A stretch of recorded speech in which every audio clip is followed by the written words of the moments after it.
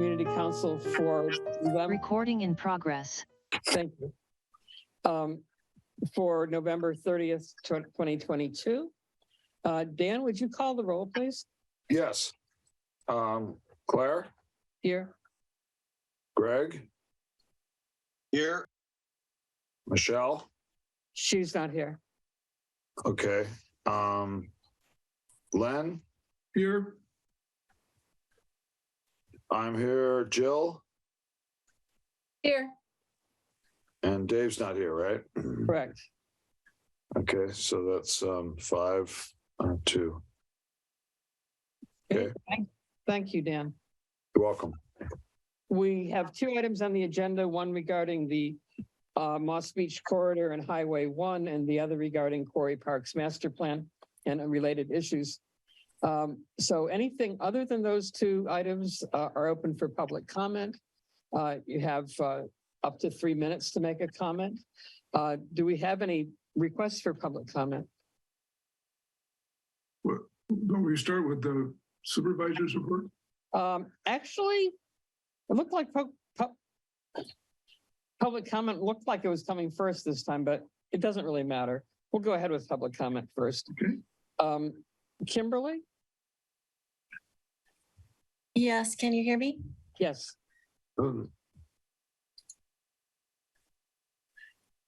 Can you hear me now? We can hear you. Okay.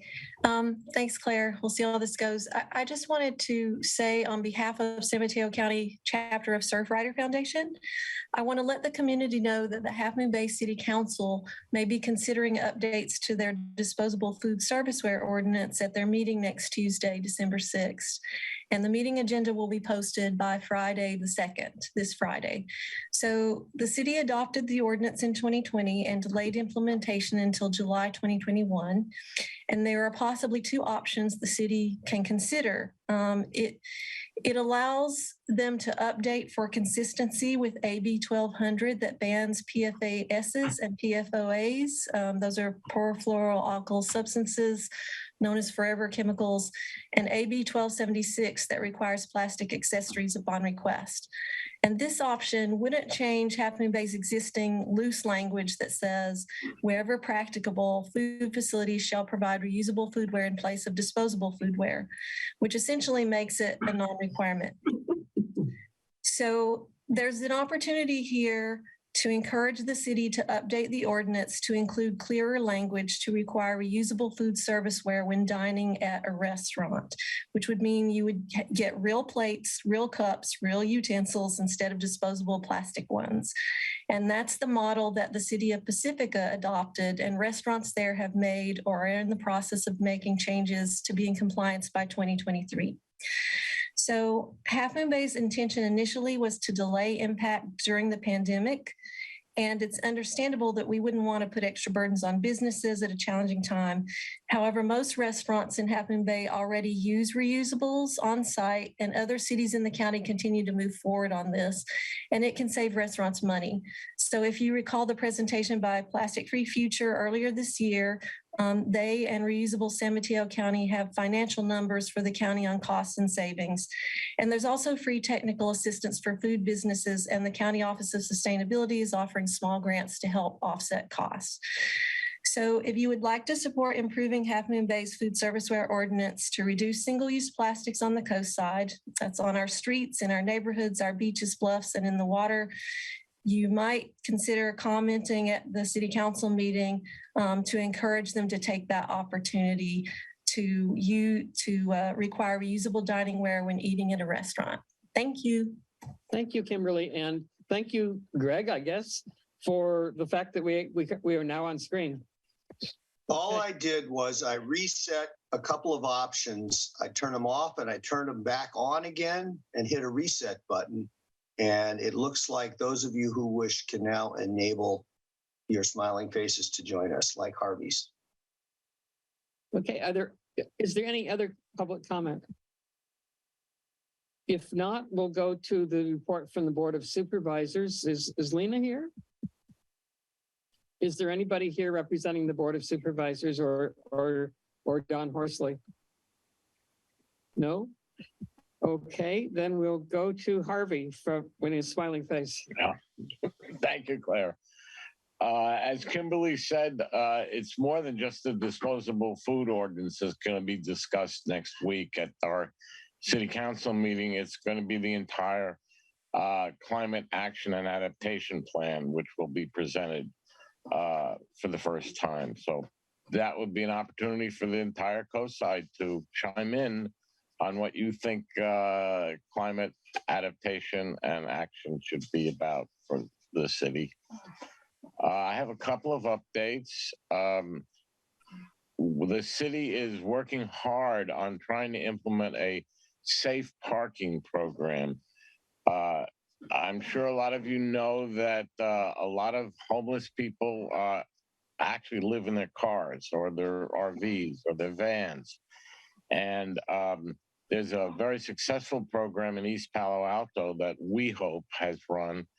And the city is working with the county and We Hope to see if we can also implement a plan where people can safely park their vehicles and get out of the cold and have access to services that are helpful to people who have to live in their vans.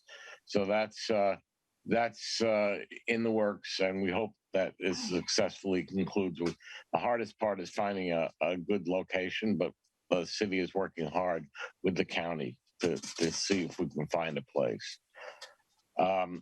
I attended the inaugural meeting of the farm worker advocacy program, which is one of the first in the nation to actually include real farm workers who are going to help the county implement laws and procedures that are going to be helpful to farm workers. So there were a lot of farm workers on this committee. It was really encouraging to see that a lot of these people who up to now had very little representation are going to be part of the county government. And so that was really good. My last update has to do with the Friday program where the city, this upcoming Friday, we're going to have a parade, lights. It's going to be a real joyous time. Last week we lit the Christmas tree at MacDutra. This week we're going to have a parade. There's going to be cider. All the businesses are going to be open. So I encourage everybody who wants to join in the coastside celebration of the holidays to come out Friday night. I'll be glad to answer any questions anybody has. Are there any questions for Harvey? Okay. Yes, I have a question. Go for it. Yeah, Harvey, thank you for your report. Question about the, what are we calling it? The motel next to Tres Amigos in Half Moon Bay? Coast House. Pardon? Coast House. Coast House. Yeah. So I was just kind of curious as to the how many people are there? Are there rooms left open? Are there, is there some of these people that are living in RVs, are they being notified that that's an option for them? And is that something the city runs, or is it city and the county, or only the county? The county runs it through a nonprofit called Life Moves. There are about 50 rooms, most of which are single occupancy, but there are a few couples living in them. Well, what else were you asking, Dan? The current occupancy, the fill. Are there empty rooms there? I guess is a No, there are no empty rooms. There's a waiting list. Okay. Yeah. All right. Thank you. Sure. Kimberly, do you have your hand raised? I do. Okay, go ahead. I do too. Lisa, I don't see your hand raised on your thing. But Um, anyway, Wait a second. What are we who doing? did you recognize, Claire? Kimberly. Oh, I'm No, I don't have my hand raised. Okay, but Lisa does. Please go ahead. Thanks. I can't, can you hear me? Yes. I can't do the raise hand feature, so I resorted to the organic. Anyway, so Lisa Ketchum, County Planning Commissioner for District 3. I have a couple items to report. The first is the Midcoast Parks Development Fund report on income and expenditures will be on the Board of Supervisors agenda for Tuesday, December 13. Board agendas and supporting documents are generally posted the Thursday or Friday before the meeting. The Planning Commission meeting for Wednesday, December 14th will be a single item agenda, a scoping session for the Cypress Point EIR. The agenda for that, for that meeting will be posted tomorrow or Friday. No decisions about the project will be made at the meeting. The purpose is to solicit oral and written community comments as to the appropriate scope and content of the EIR. What environmental issues, impacts, and information needs to be considered and analyzed in the EIR, including environmental impacts, mitigation measures, and alternatives. So that's the December 14th. That's 2 weeks from today. That's all I have. Thank you. Any questions for Lisa?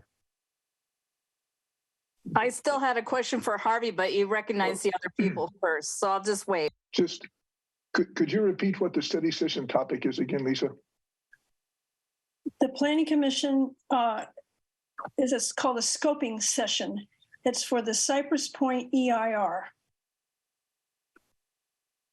And that's something that people may want to pay attention to, obviously. Sid, I did not see your hand raised. Do you want to ask Harvey a question? I'm sorry, I can see my own hand raised on my screen.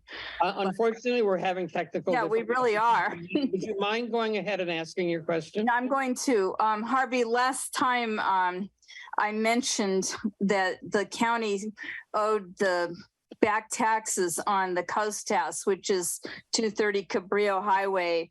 The delinquent amount is $56,390.06. And of course, that does not include the upcoming property taxes that are due by December 12th, which is $12,436, which are not yet due delinquent. But I did speak with Matthew Chichester about it. It still shows in the property tax records as being not paid. So those are primarily back taxes for SAM fees. I just thought you might want to give them a nudge so they'll, you guys can get paid. Because that's a lot of flushing and showering at the Coast House that they haven't paid for since Keaton Erhand's ownership. Thank you. Thank you. Will do. Any other representatives of government bodies? I do have two announcements. One is that RCD is conducting a tour of the wildfire reduction projects in Quarry Park on the 17th of December from 10 to 12, and everyone is welcome to attend that. And the other announcement I have is to welcome our two MCC members elect who are both here tonight, Scott Bollinger and Gus Matamal. So welcome and looking forward to working with you. We'll move on to the consent agenda. There are 4 items on the consent agenda. The first is the minutes for November 9th. The second is a recognition of World AIDS Day. The third is approval of a letter to the county regarding safe routes to school for Fairlawn View School. And the fourth is the approval of up to $100 for expenses related to council member transitions. Is there a motion to approve the consent agenda? I move to approve it. Could item C I be second. pulled for discussion? Okay, that's fine. We'll pull item C for later. And is there a motion to approve the remaining 3 items? I'll move. A I'll second? second. Great. Dan, would you call the roll, please? Claire, Yes. Greg? Yeah. You broke up. That's yes? Thumbs up? Okay. Michelle? She's not here. Len? Yes. Jill? Yes. And I'm a yes, so that's 5-2. Okay. Well, it's It's 5-0. we don't count the ones who aren't here. I'm sorry. Thank you. My bad. No problem. Okay, we'll move into the regular agenda. And the first item on the agenda is regarding the Moss Beach corridor of Highway 1, the safety and congestion plan. And I will turn that over to Chandra Singh to begin the presentation. Chandra, are you here? Hey, everybody. Good evening, members of the Midcoast Community Council and members of the public and council members elect. My name is Chanda Singh, and I'm a senior transportation planner with the San Mateo County Planning and Building Department. I'm joined by my colleague, Katie Faulkner, also with Planning and Building, and we're really excited to be here today, along with members of our consultant team and the Transportation Authority to present on the Moss Beach State Route 1 Congestion and Safety Improvements Project. Next slide.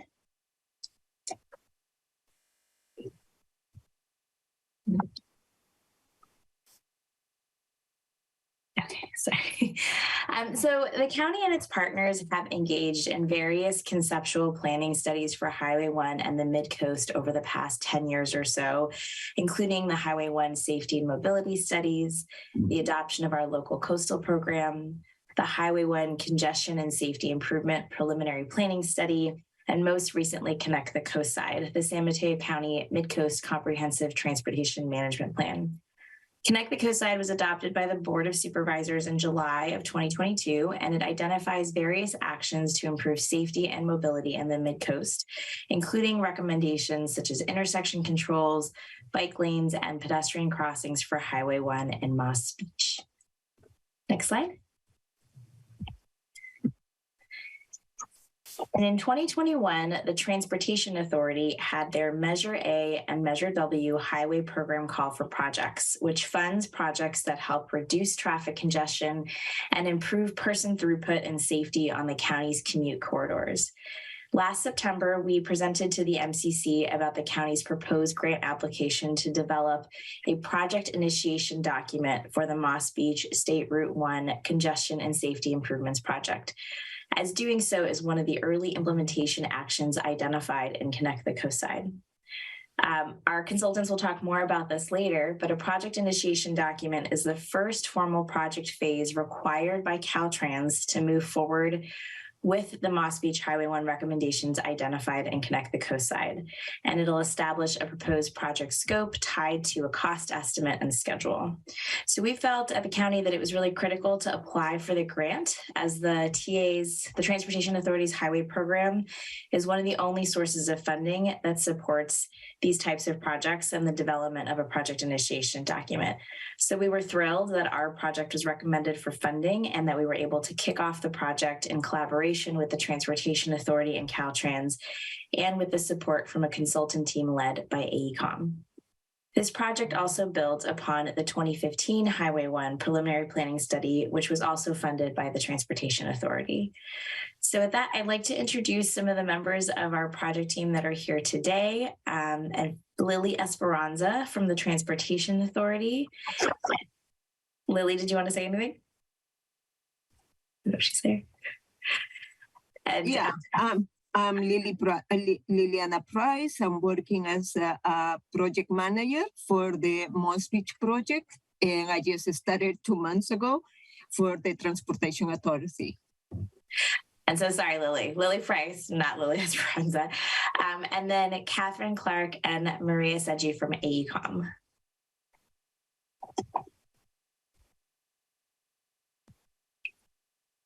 So with that, I'll turn it over to AECOM to introduce the project, our current phase of work, and then we're happy to take questions at the end of the presentation. Thank you so much. Thanks, Chanda. So as Chanda mentioned, the aim now is to take the group of improvements that have been identified in all of those previous studies and turn them into a buildable project. So you can see here some of the existing conditions photos, and these are kind of some of the things that we're going to be looking at for this particular project. So obviously traffic on Highway 1 through Moss Beach travels continuously and it doesn't stop. It doesn't come to a stop unless like someone is turning and you get stuck behind them. There are limited opportunities for cross traffic and also for pedestrians and bicycles. So pedestrians often limited to the shoulders of the roadway as shown in the photos, and the intersections, some of the side street intersections even can be quite long, which takes a long time to cross. And there's limited time to cross because the traffic is moving at high speeds. So this all creates safety concerns. So these are some of the initial things. You guys are real familiar with this. And I'm the outsider, so I don't need to tell you what it looks like. So like I said, we're trying to create like a buildable project from a bunch of ideas that you guys being the community have brought forward to say these are things that we want for our community. Our goal for the project is to meet the needs of drivers, cyclists, pedestrians, and transit riders while also preserving the character of the coastal community of Moss Beach. So as you can see from the blue line, this is the area that we're looking at on this map. I know it's a little bit small, and this is also available on the website that you can blow it up and see it bigger. There are 3 key intersections at Cypress, California, and 16th Street that we're looking at, but we're also looking at the entire corridor. It's very, so this is the first of 4 steps of the Caltrans project delivery process, and I'll get into that in a minute. So when I say it's very early, of course, it's not very early. You've been thinking about these things for a long time, but it's very early in the Caltrans frame of turning it into a buildable project. So if I say very early, that's what I mean. And at this stage of the project, we're looking at a bunch of different types of improvements. This is not an exhaustive list. So we're considering roundabouts, we're considering signals, could be a combination, turn lanes, crosswalks, pedestrian walkways, bus stop enhancements, bike lanes on the road, as well as multi-use pathways. And I even noticed that, the raised median idea that's been around for a while, we're also studying that in certain iterations. So lots of things are on the table.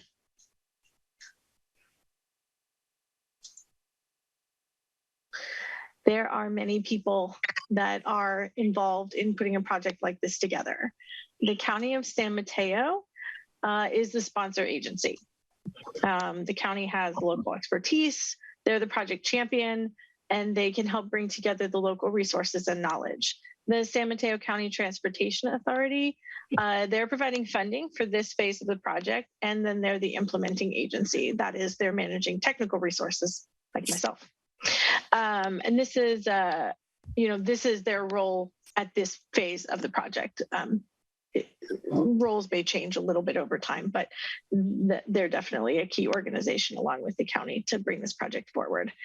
And then Caltrans, of course, is the owner operator of the state highway system.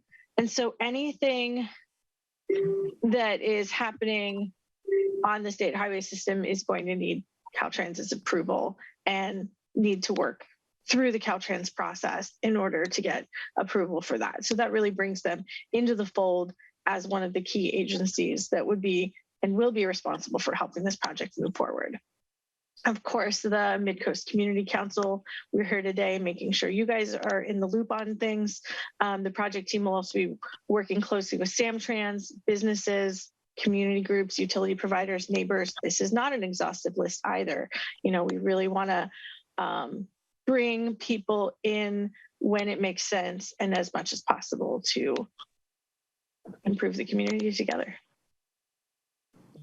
So now I want to turn it over a little bit to talk about, since I've mentioned that we're in the Caltrans, that we're going to have to move into working much more closely with Caltrans to get this project built. I want to kind of walk you through the standard way that Caltrans does projects.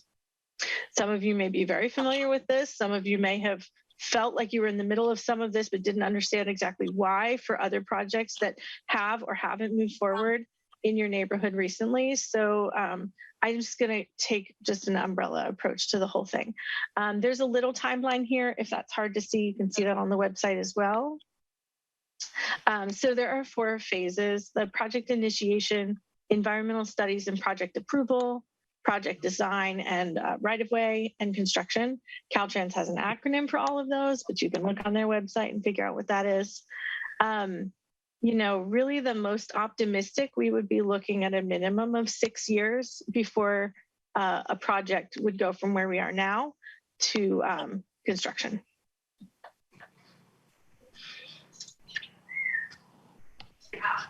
So starting with project initiation, this is the first of the 4 phases. This is the phase we're in now, and we're pretty early in this phase now. The main goal of the project initiation phase is to come up with to start coming up with a reasonable range of alternatives or concepts. And then we really want to develop and use that to develop a reasonable schedule and budget. So we have to figure out how much is the project going to cost, not just to build it, but also to do all of the studies that would enable it to be built.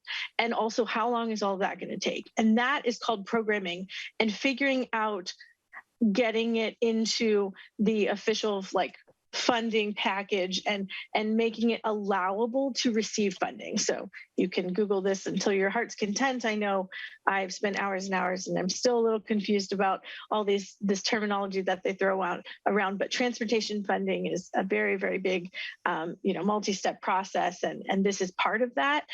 Projects do not get built within the state highway system without going through these steps. And this is the first of one. So this is kind of the major first gate, and this phase is fully funded. So I'll talk about that a little bit moving forward. We do anticipate some projects don't do public outreach during this initial phase, but that would be a mistake in your community and for this project. And everyone on the project team knows that we need to be talking to the public as much as possible. We need to be getting your input early and often. So that's why we're here. We do anticipate coming back out with additional information as we move through some of the initial work for this phase. When we start figuring out what the different kinds of alternatives, obviously we have a lot of ideas from the studies that have already happened, but your feedback on that early as we're still really shaping things into making this into a buildable project is going to be super important. So you can go to the website, which I'll show you at the end, the URL for that, and join the mailing list, check out when the future meetings are happening. And of course, we'll make sure that you guys, that this group is aware of future meetings for the project. The second step in the Caltrans process is focused on coming up with a design for the project that has enough specificity that the public can provide meaningful input on it, but not so much detail that all of the decisions have been made before the public has the opportunity to provide their input. And that's required by law. So there are a couple of different, I know that Lisa had mentioned a scoping meeting for another project. That is one of those required by law sorts of opportunities for the public to provide input. And we would anticipate that type of input on this project as well. At the end, so in the environmental studies and project approval phase, that's when we really dig into, what happens if we build this project? What happens to the community? What happens to the natural resources that are there? Where are the endangered species? Where are the wetlands? There's like 19 different environmental lenses that we use to look at this project, what would happen if we build it, and how does that vary by alternative? That's the kind of stuff that the public laws really require that you guys know about and you have an opportunity to weigh in on. At the end of that process, then the project development team, which in this case is Caltrans, the county, the TA, and others, can make a decision and can choose to formally approve the project, turning that into a more real project. They can also choose not to approve the project or approve one alternative over others. And that's usually the key there. After that happens, then the engineers get to work really figuring out all the nuts and bolts of exactly how everything is going to meet the road. And that is the detailed design, really, really detailed. There are so many different facets that need to come together in order for the package to be handed over to a contractor and for a contractor to build it. At the same time as that is happening, Caltrans and the project development team is also going to be working. So assuming a project gets approved, as we talked about in the last phase, in step two, then in step three, then the project can start going out and getting any necessary permits. So this would be like, if obviously coastal permitting would be something that we'd be thinking about for this project, maybe a U.S. Fish and Wildlife Service permit or something like that. And so that's, so oftentimes there isn't a lot of public outreach during this detailed design phase, but for this project, given the nature of the permits that we would expect, those all have their own public outreach components to them. And so this project would also then continue to have more opportunities for public outreach even during that third step. And then lastly is construction. So the government agency, Caltrans or another entity can then hire through a private bidding contract, through a competitive bidding process, rather, they can then hire a contractor to complete the project.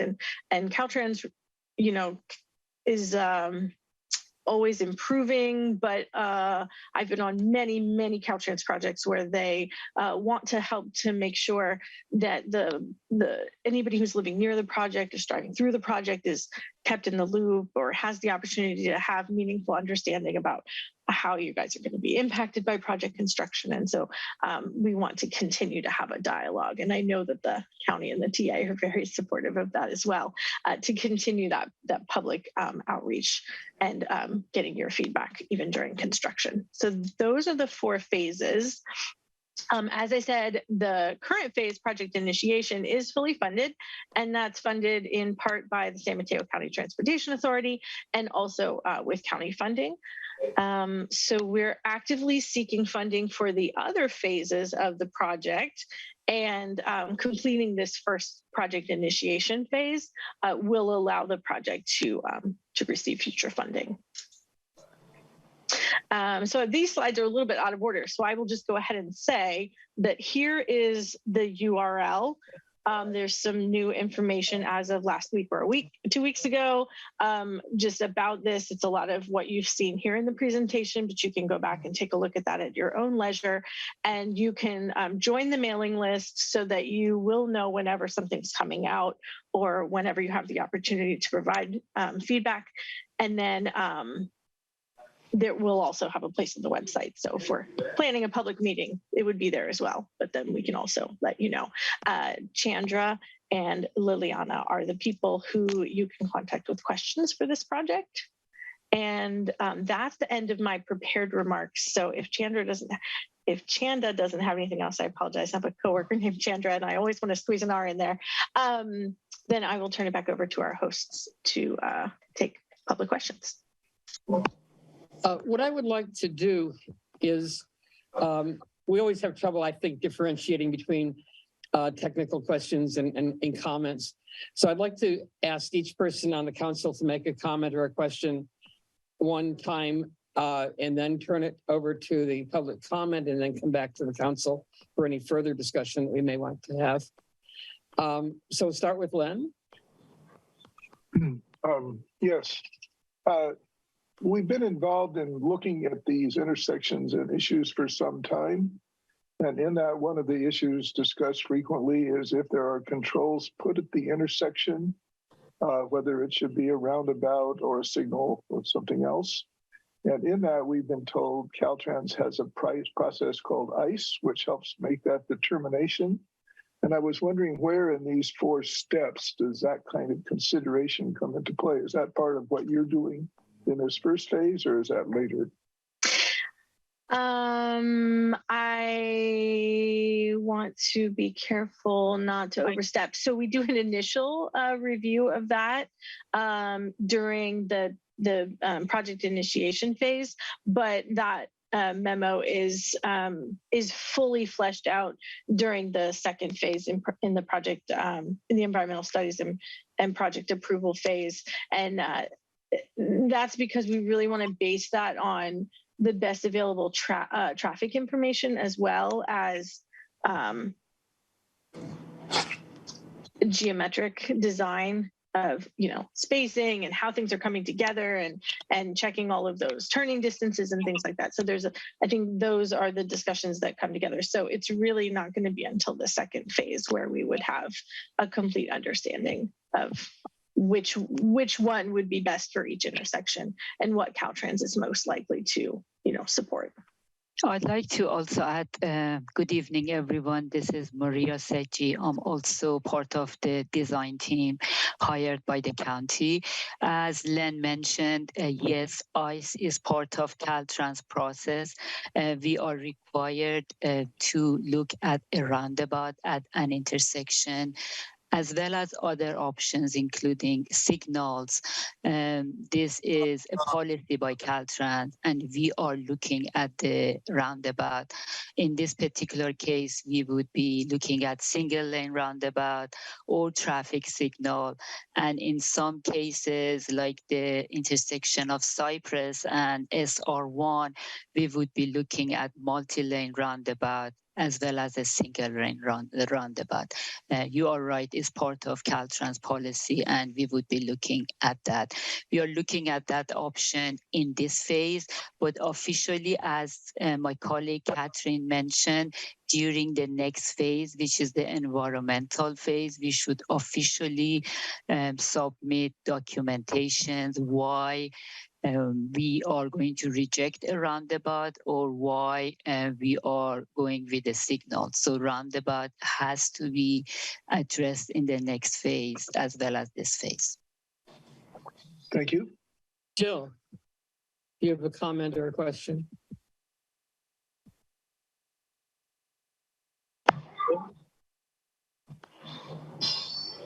We'll move to Greg. Do you have a comment or a question? We've had local traffic workshops recently, and one of the issues that came up was the safety of walking along Highway 1, especially for school children who might have to come from Lost Beach up to Montera. So the hope was we could get a safety barrier on the east side of Highway 1 extending from somewhere in Lost Beach up to perhaps 8th Street, if I remember correctly. Might be 9th Street, where the turnoff for Montera is. I want to just understand 2 things. What I saw was that wouldn't be included in this project because you're stopping at 16th Street, even though there's a need to go to 8th Street. And secondly, I'm hearing it will be 6 years before anything could be done. How many years would it be before we even understand if the guardrail is part of the definition of the project? So I can start. So yeah, Greg, you're correct. The project limits for this are just north of 16th, so just south of Cypress, or around Marine. We have to contain the project at some point to be able to really understand and study this and do the project initiation document. In order to put in a guardrail, and I would also defer and ask Maria or Catherine to weigh in, the further north, it may not need to go through the same process. So there are other Caltrans related processes, but we've had conversations, during Connect the Coast side. We made comments during other environmental documents that Caltrans was leading to sort of highlight the need for a safe walking path for pedestrians. And I think what we really see is the multimodal trail as a key, the key thing, which will be part of this phase of evaluation for the area within the project limits that's in Caltrans right of way. There's not a lot of shoulder room on Highway 1 itself, where within these project limits to really, I think, necessarily put in a guardrail, but I don't know if that's something that Maria or Catherine want to weigh in on. Well, but thank you, Shanda. But that begs the question of what is the proper collaborative process for us to follow to get that protection for pedestrians and school children extended all the way up to 8th Street from 16th? Should we pursue a separate project with Caltrans and ignore what you're doing? Or how can we change the definition of what you're doing? And how can we accelerate it? Because I don't see the community wanting to wait 6-8 years for a solution to this safety issue. Yeah, so I think this project's limits right now are to 16th. That's what we're scoped to do for this phase of the project. If we want to pursue scoping, something north of that area, we would have to pursue a different process, I believe, with Caltrans and the county and partners. I know that area between 16th and 14th especially is very narrow and is going to require potentially some bridging of that area to be able to provide potentially the adequate spacing. And so that was one reason that we actually, because of the budget and funding, we wanted to contain this project to the Moss Beach area and not go too far, because there's also a maximum funding that we could ask for this phase. Dan, do you have a comment or a question? Dan? Yes, thank you, Claire. And thank you, Chandra. And so I have a concern that this process is even though it's been stated tonight that this is the beginning phase, I think that a lot of work should have taken place already. And I just get this feeling that things are being delayed. As far as the community really understanding the pros and cons of roundabouts versus traffic lights. I recently visited the website from the Insurance Institute for Highway Safety, which is at iihs.org. And they have a tab on roundabouts. And I want to read just quickly an excerpt from their website.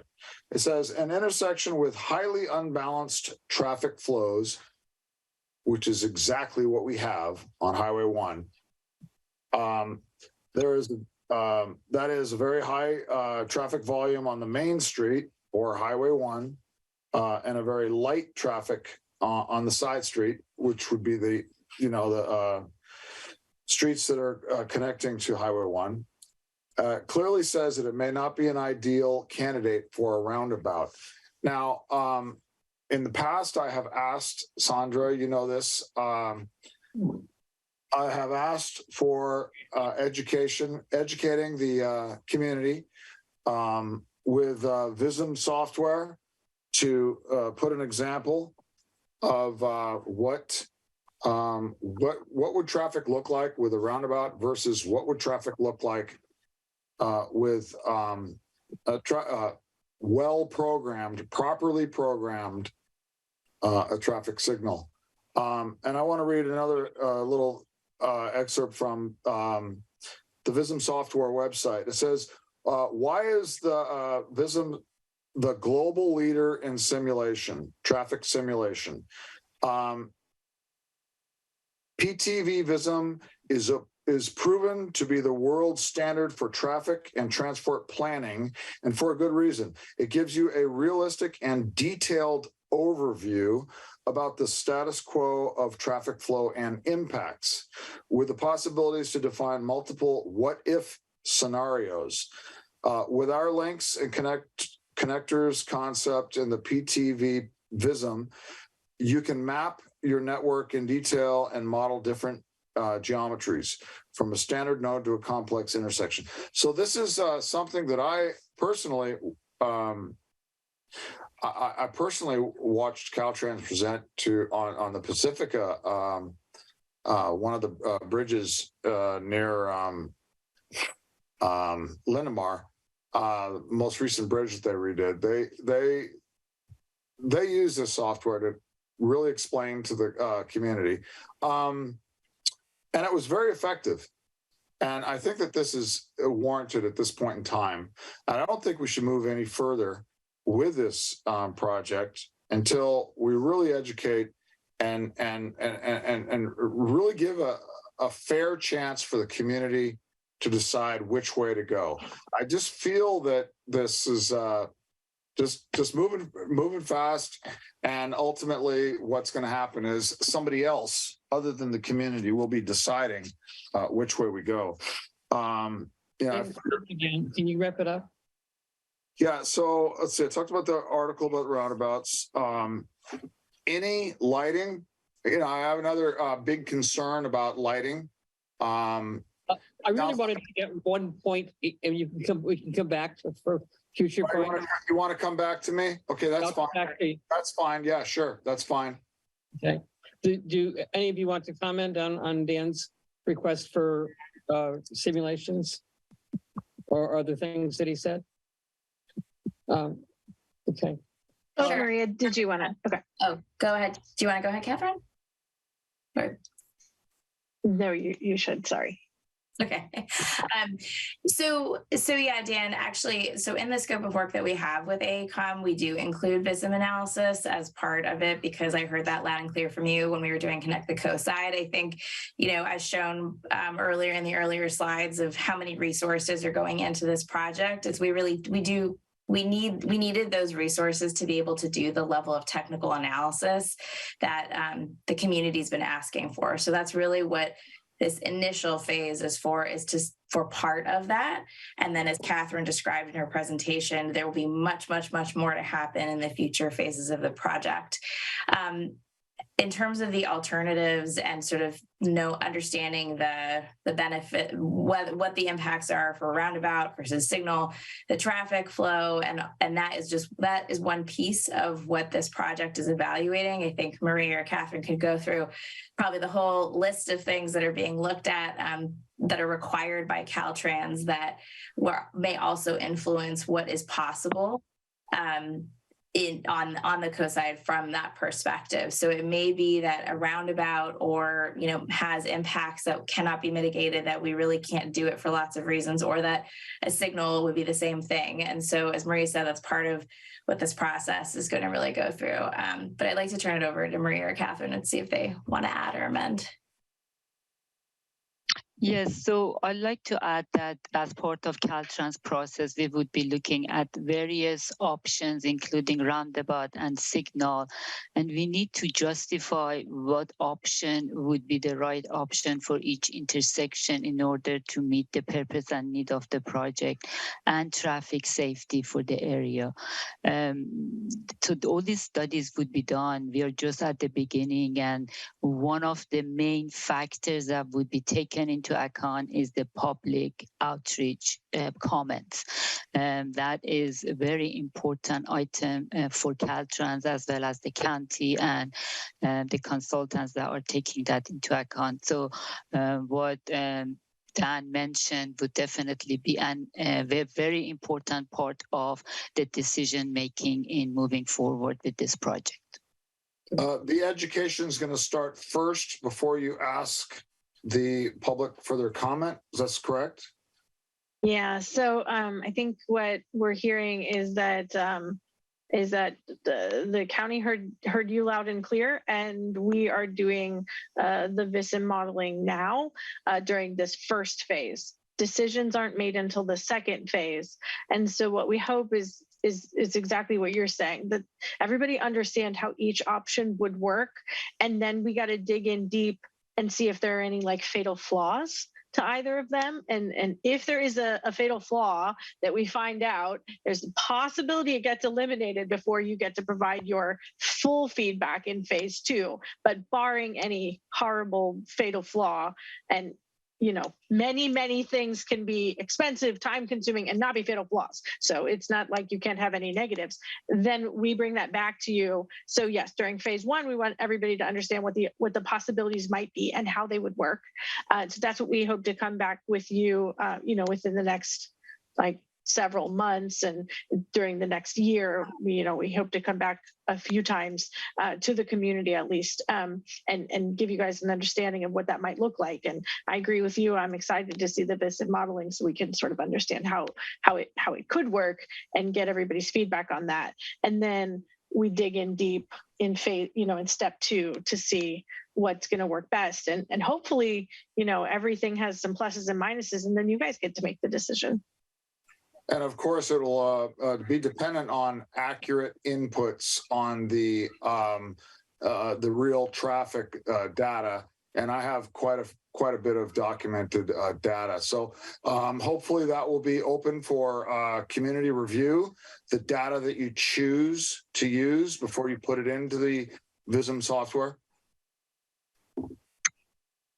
We will take that into consideration. Thank you for your suggestion. Okay, Dave Olson has joined us. I'll ask him if he has any questions or comments, and then we'll open it to the public. No, most of the presentation. Thanks for the presentation and the work. Okay. Are there any questions or comments from the public? If what you had to say has already been covered, then you can just say, yeah, I agree, or pass on it. But I do see a couple of hands raised. We'll start with Sid. 3 minutes, please. Thank you. I'm kind of disappointed that it sounds like you're just now rehashing everything that we've been talking about as a community since 2009. And one of our friends was killed on Highway 1 by a truck recently. So hate to hear that it's going to be another 6 years. One question I had was who are, shall we say, the partners that you guys are referring to?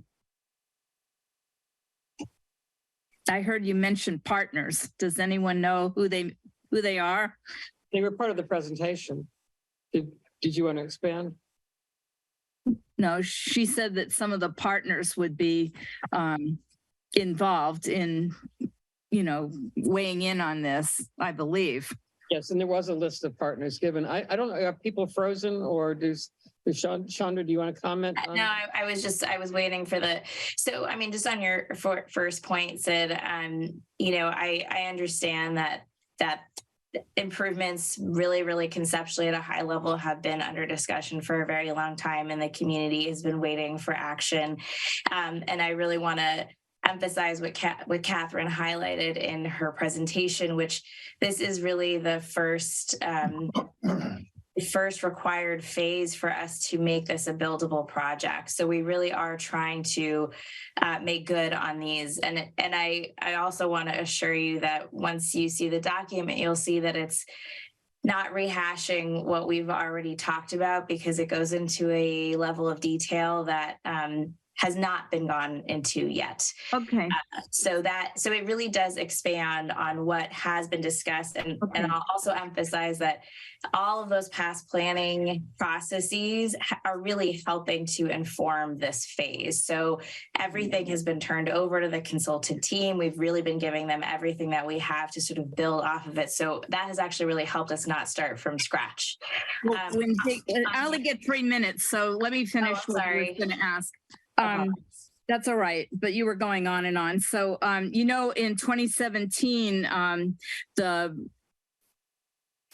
Board of Supervisors allowed the Big Wave group, who was supposed to pay for our, either traffic signal or roundabout at Cypress, to postpone or not pay for it. And now they're building over there on Airport. So we're already at that intersection, LOS F. So we're going to have another 6 years of that. And I'm wondering, you're talking about building a roundabout or a signal over at 16th where you don't have a mid-pen project even started yet. Maybe you could start with our end of the highway and let us have what they promised us and then backpedaled on first. That's all I'm saying. There's a lot of community people that live on the west side of the highway that use that intersection to get in and out, mostly Pillar Ridge and Seal Cove. But there's a lot of traffic on because of the Parks Department as well on that street to get to the part of the Marine Reserve and the Pillar Point Bluffs. So would you please take that under advisement and consider that? And that's all I'm asking. Thank you. Kimberly, 3 minutes. Thanks, Claire. Speaking now as a community member, I also participated in these meetings since 2009. What a long process. And one of the things that has come up over and over from the community is reducing the speed limit in Moss Beach. And for some reason, that never seems to be ignored. And I know in the most recent meetings, I did see it listed in writing as something to consider. But, the goal of this obviously is safety, and it's also traffic calming. So am I to assume that if we installed a traffic light or a roundabout, that the speed limit would also be reduced? And given the length of, the phases and planning, isn't that an obvious measure to implement right away before we even get through to this planning phase to the other parts of the project that would help improve safety? Thank you. Claire, could you clarify, are we supposed to be responding now? Or after all comments? I think that's what we are doing. Okay. Don't mind. Thank you so much, Kimberly, for that comment. And yes, we are aware that there has been a desire to reduce speeds in this area. And there's, I guess, and again, I would probably turn this over to Maria to talk more about, but there's, we can't just change a posted speed limit.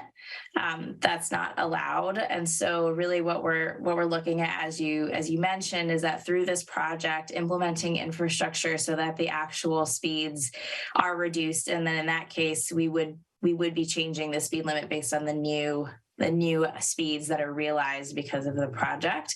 There, in some cases, you can reduce speed limits, the posted speed limits, depending on the location. So there's been state legislation that has helped support that. And so that is also something that the AECOM team is looking into. And I guess I would just ask Maria or Catherine if they had anything else to add.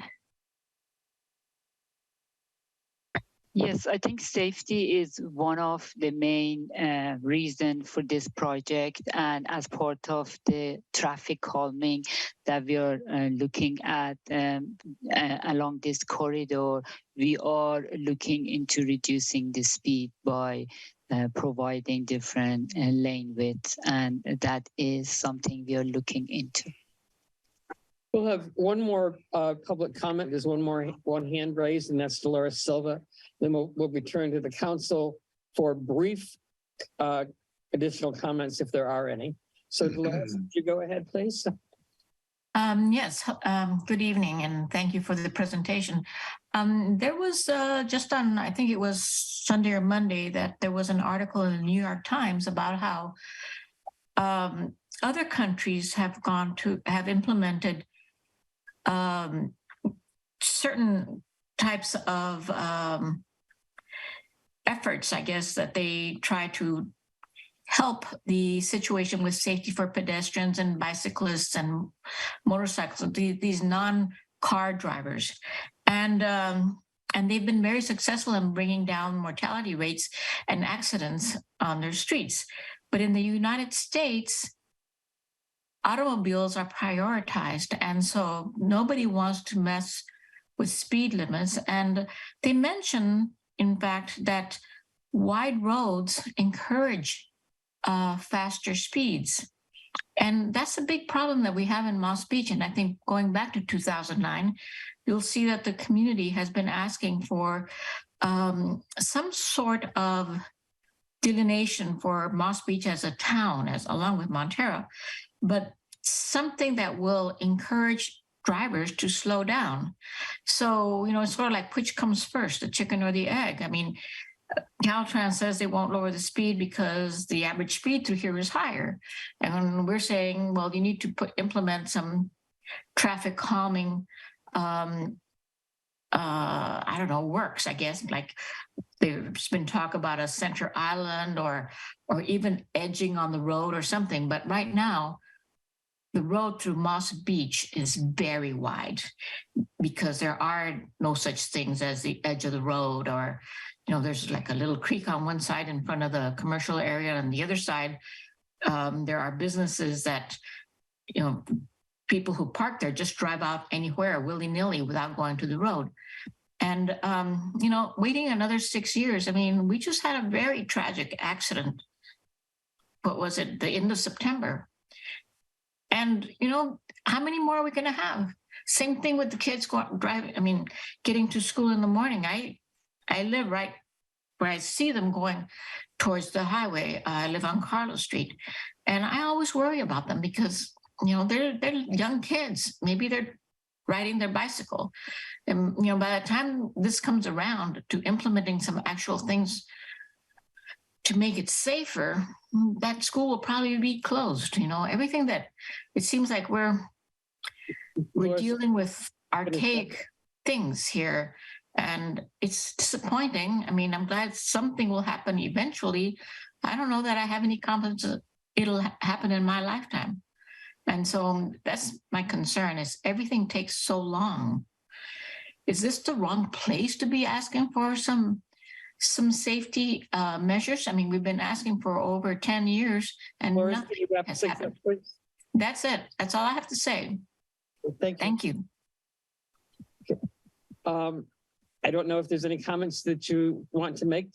I mean, no, I hear your frustration, and as somebody that has worked on Vision Zero plans, primarily in Los Angeles County for many years, this is an issue that I think advocates and community have been, and local agencies have been really trying to address for a very long time. And as I think you could probably appreciate, changing state policy is challenging. And so, Laura Friedman, who's an assembly member down in Southern California, has introduced several bills at the state to really look at opportunities for being able to change the prima facie speed limit. And so some of those have not quite gone into effect yet. So it's something that I think as, agencies were excited about.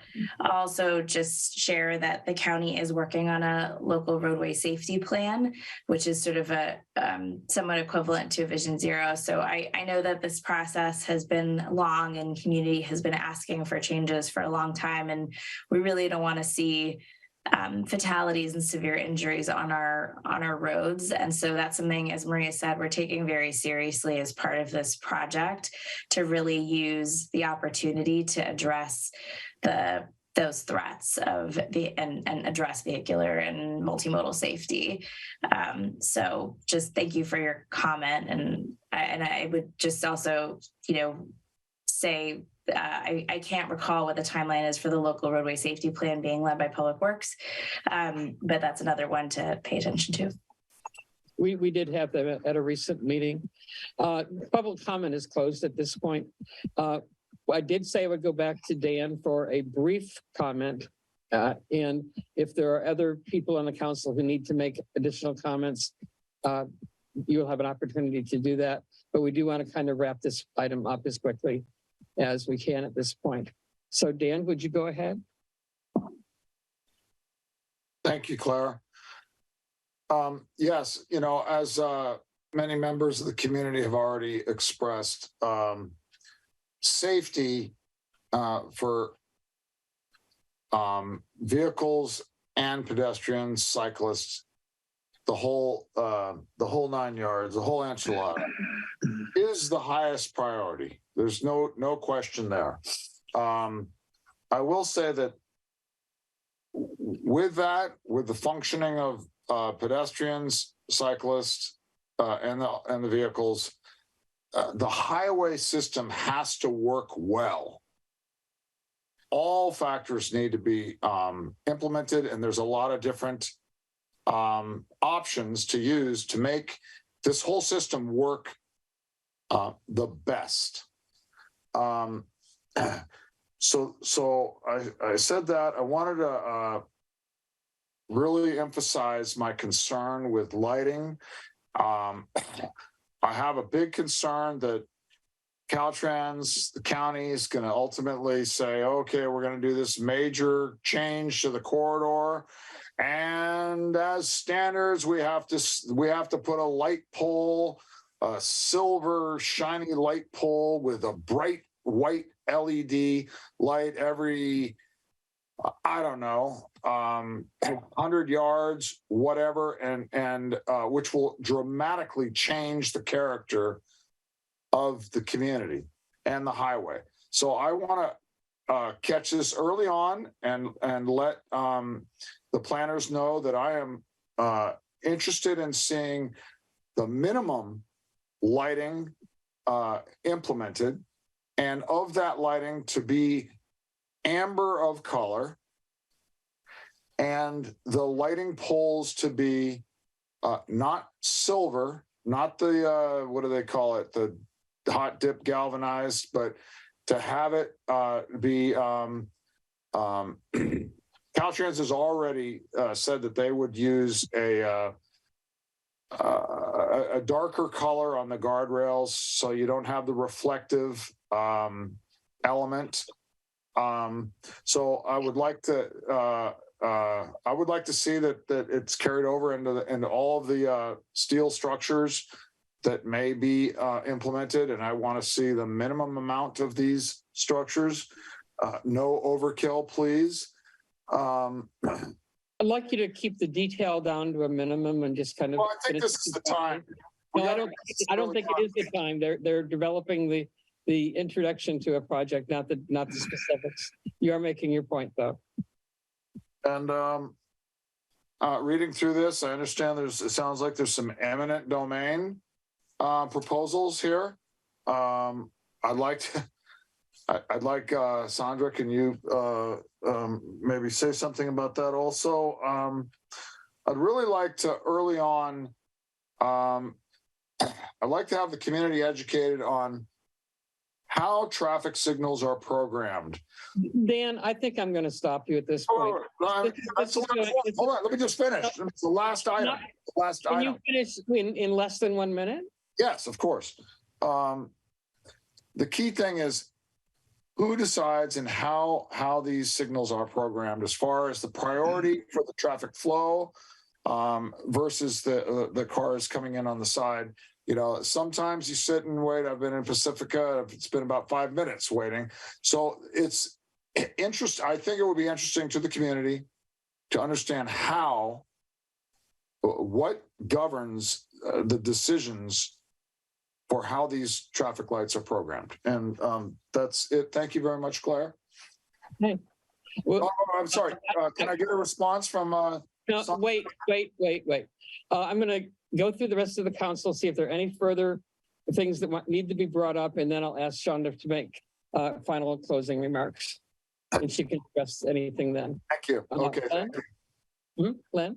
Yes, I wanted to say that some of the comments that have come up are clearly at a detail level that will come later in the process. But going to the front end, Greg asked about the K-rails along the highway as it goes from Moss Beach into Montera. First of all, K-rails themselves are often a more emergency measure. And I think we have an example at Medio Creek where the county public works was able to respond with K-rails next to the highway to make a road route safer. And I think you really aren't asking for this type of product to come out of this longer term study. You're asking for what can be done now. I think just as was shown at Medio Creek when they had to reroute the coastal trail, that a request to DPW to investigate that is the correct way to go. They show themselves effective to work with Caltrans on that. And you're also not encumbered by the the geographic constraints of this project. So I'd like Chanda to sort of comment on that just to confirm, but I believe that's the right place for us to take this request. Okay. Greg? I wanted to pull a fast one, and instead of making a comment, allow Amy McVicker, the principal of Farallon View Elementary School, to make a comment in my stead. She had raised her hand and didn't get into public comment. Will you allow that, Claire? I suppose. It is a fast one. Go ahead, Amy.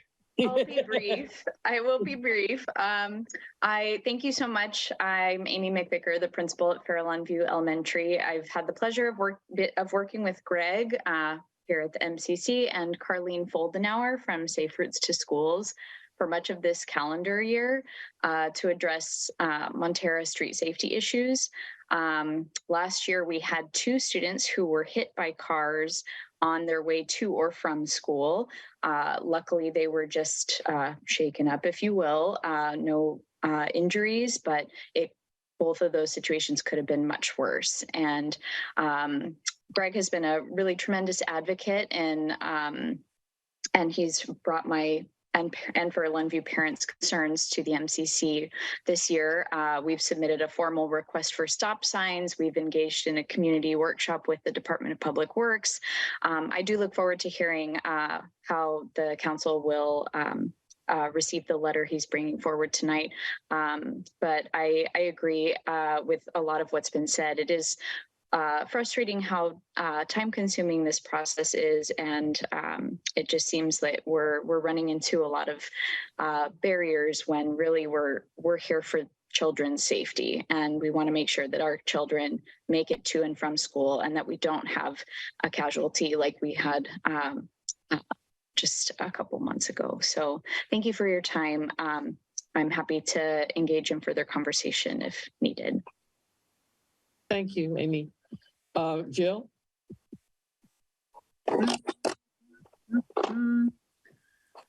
Sorry, I'm having technical difficulties here.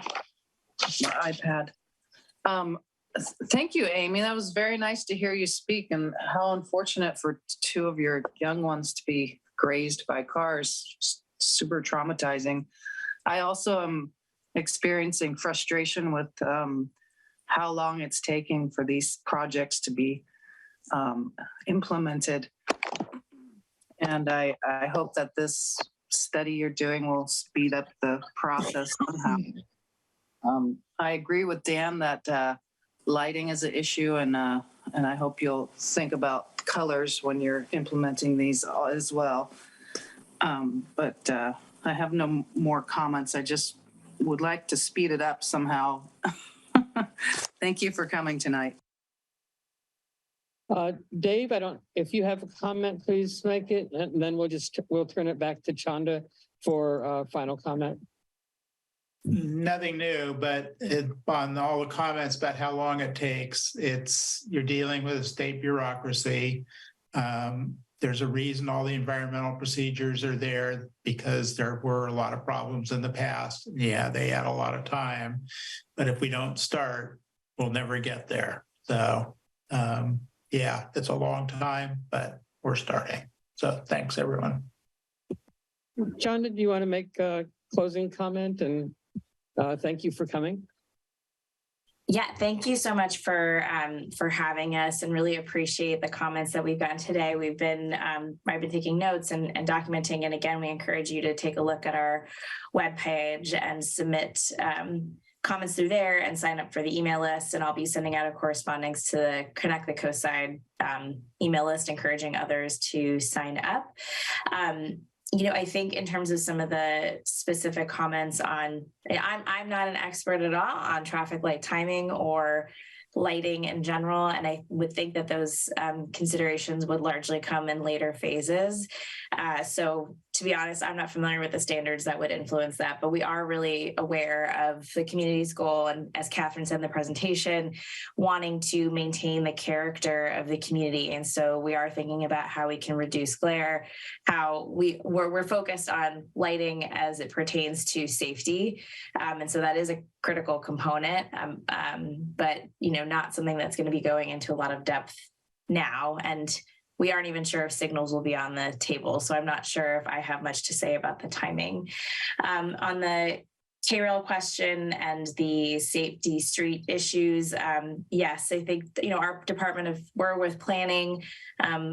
We're leading a lot of the planning work, and we have Public Works as really our implementing agency for some of these actual physical infrastructure projects. So we're glad that you're already corresponding with them. I think that the K-rails along Highway 1 in certain areas, again, are sort of out of the scope for this project. And I know we're looking at a shorter timeline. So I think it'll be good to continue corresponding with Public Works on how to pursue that in collaboration with Caltrans and partners. And I'm just looking at my notes. I think just in closing, we really appreciate that your involvement, and we really want this to be as a smooth and transparent process, and really take in the community input. As Dave said, some of this just takes a long time, and so we are trying to get going quickly. And so we hope that we can achieve some of the goals that we've laid out for the unfunded future phases. So thank you. I'll turn it back to you, Claire. Chandra, could you answer the question in chat? No. Yes, she would be fine for her to do something in chat, but we're not doing anything else on the screen at this point. Did I hear correctly that signals are not on the table? Pardon me? Signals are not on the table? No, wait a minute. We're finished with this item. There'll be plenty of time to discuss more of this later. I want to thank Shonda and her team for coming. We will be in talk about it. So thank you very much. We'll move on to the next item on the agenda, which is further considerations about the Quarry Park Master Plan. Hannah is here. I know that Len has been involved in this as well. I don't know which of you want to start. This will be Hannah who will start. Okay, thanks, fine. everyone. I do have a presentation, so I'll just share my screen.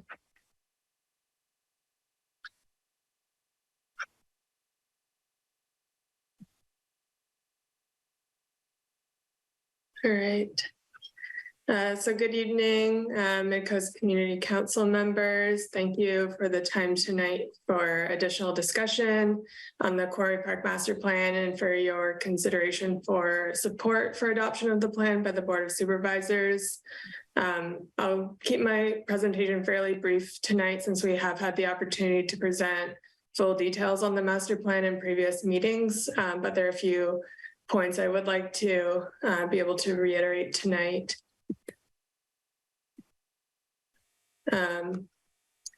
So the master plan, just to reiterate what the master plan is, the master plan is a visioning document that establishes the high-level goals and desires for the park, and is a guiding document for the department to capture the overall vision for park uses and park management.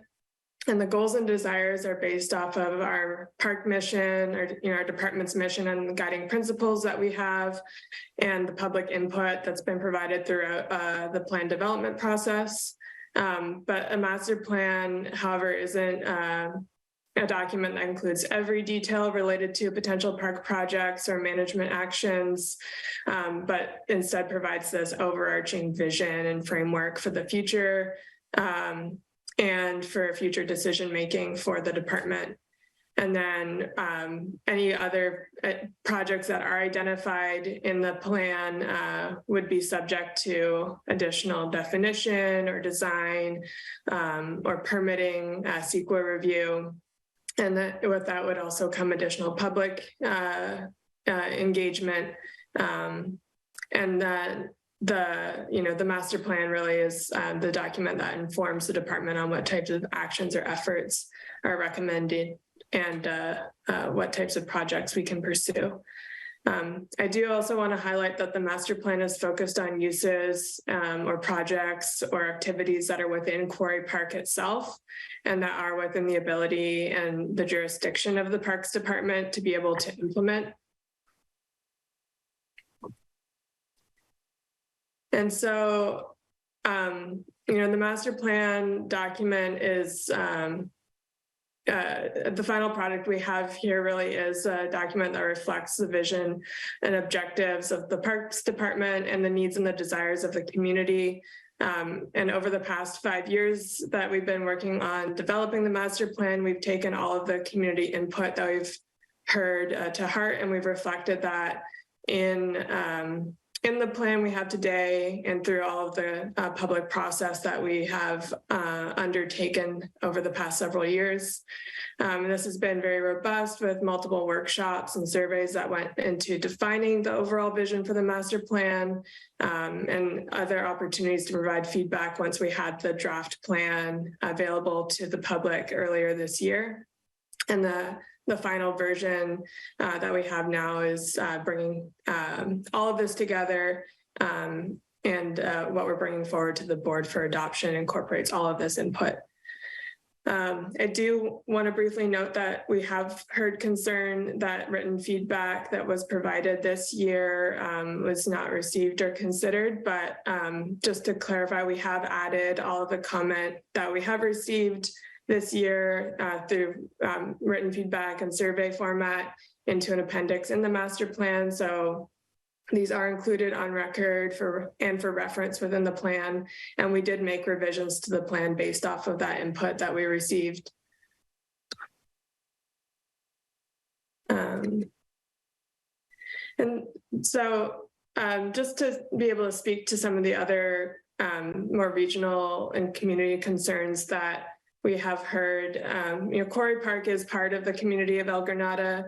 And yes, we are a large open space area next to the community, but there is also a lot of other open space areas immediately surrounding El Granada and Quarry Park and many other agencies and jurisdictions that are responsible for managing different resources, infrastructure, and community needs.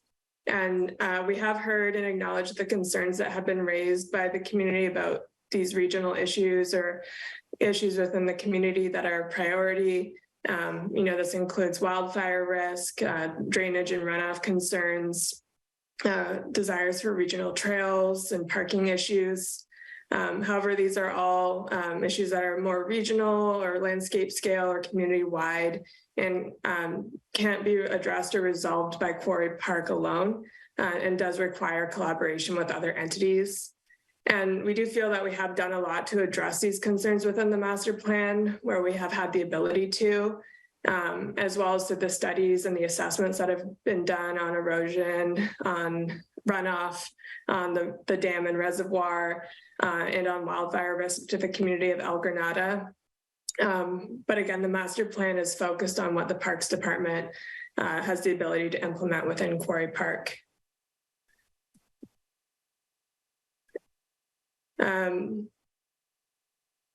And so future collaboration between different entities that include county parks to be able to work towards solutions on community issues is something that the department is able to participate in, but the master plan on its own is not the sole resource or document that can fully address all of these concerns.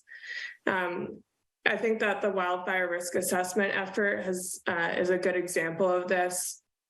So County Parks was a partner and a participant in the El Granada Wildfire Resiliency Scoping Project to look at wildfire risk to the community of El Granada as a whole, and looked at this at a landscape scale. And that information is something that the department can use to advance work on wildfire risk reduction efforts in Quarry Park, but it also looks at other areas and needs in other jurisdictions outside of our park. And these would require coordination or participation from other entities to look at solutions. And these things are things that can occur separate from the Quarry Park Master Plan. And so after adoption of the master plan, the Parks Department fully intends to continue our efforts to implement priority projects that the community has identified. And I feel that we have shown in the past several years that we have a commitment to this for Quarry Park. And that many of the recommendations and priorities that the communities identified through the master plan process are already being implemented or are in progress. And this includes the pump track, various wildfire fuel reduction projects, the parking lot expansion and the off-leash dog recreation pilot. And to reshare that I shared at the last meeting, we also have a CEQA document that's available for public review that will assess the additional fuel reduction efforts for Quarry Park, the construction of the Southridge Fire Road, and the installation of a second vault toilet for the park. And so once the CEQA process is complete and the coastal development permit is obtained, we can implement these important projects as well. And so we're definitely open to collaboration with other entities for future projects and future needs as well. For example, what we've done with the Midcoast community, the Midcoast multimodal trail. So this is a collaborative effort between several county departments, including parks, and as well as the Cabrillo Unified School District and Caltrans.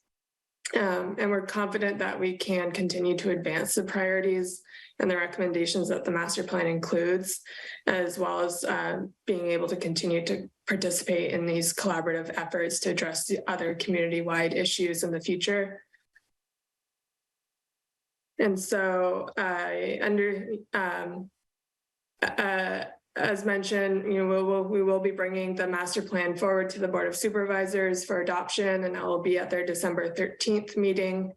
And understand that tonight, the Midcoast Community Council has a comment letter prepared for discussion and recommendation to the board. So I'm happy to answer any questions that the council might have. And thank you.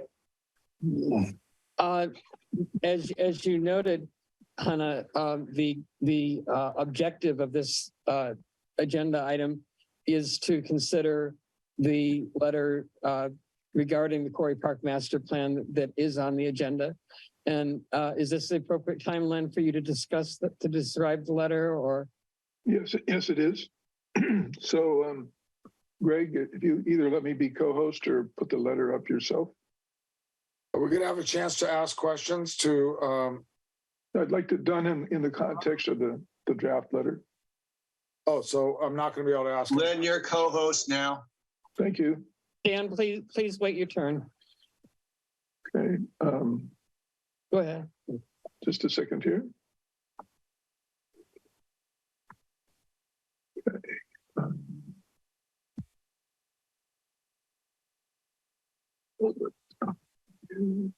Yeah, I'd like to ask some questions to Hannah. There will be a second here.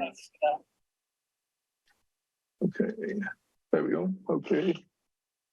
Share screen.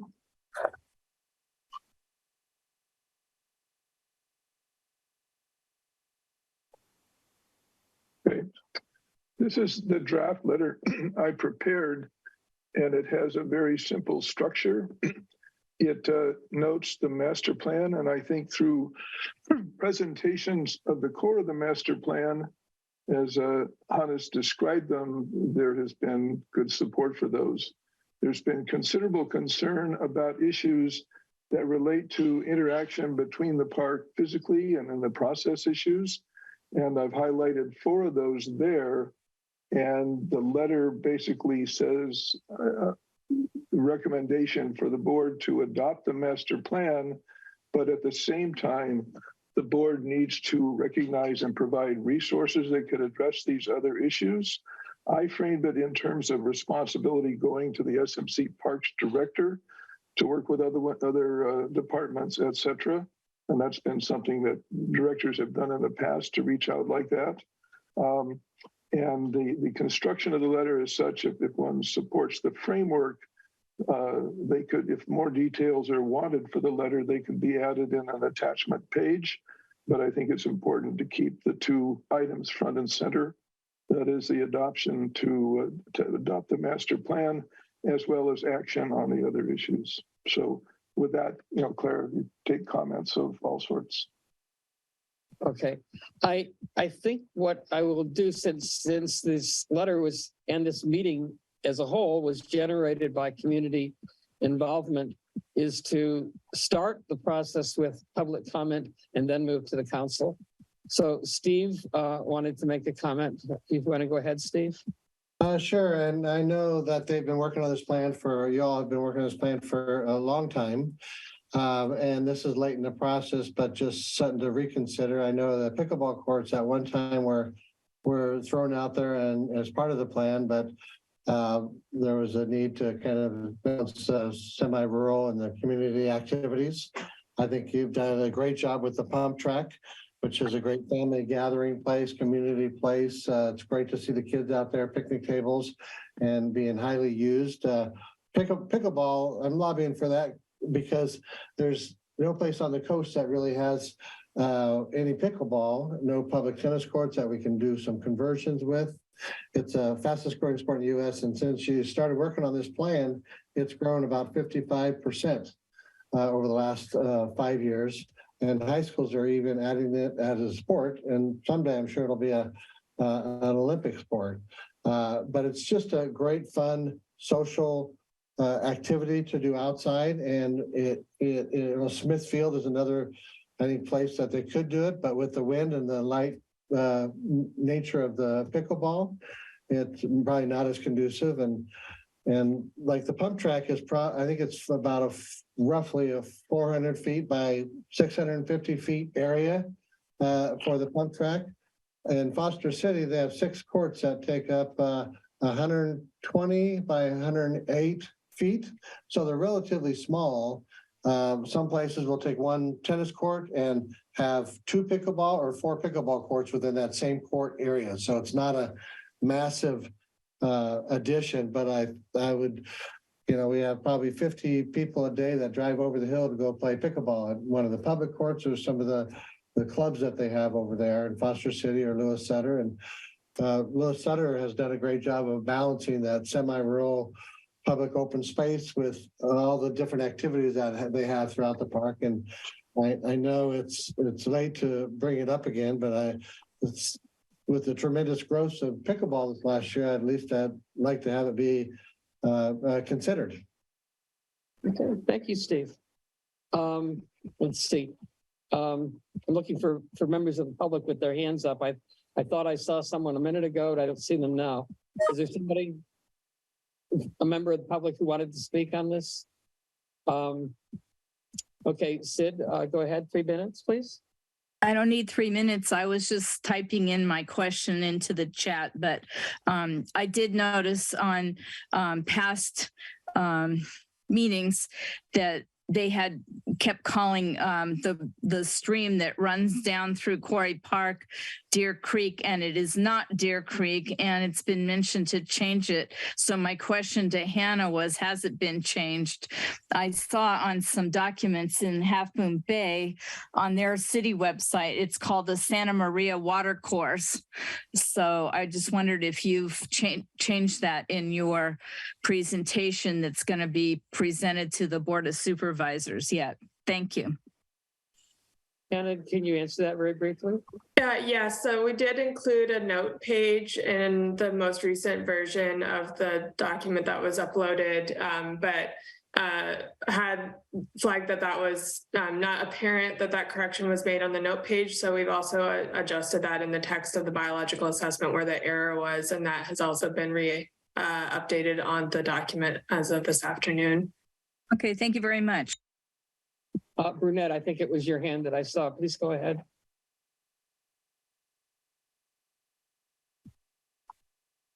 Brunette.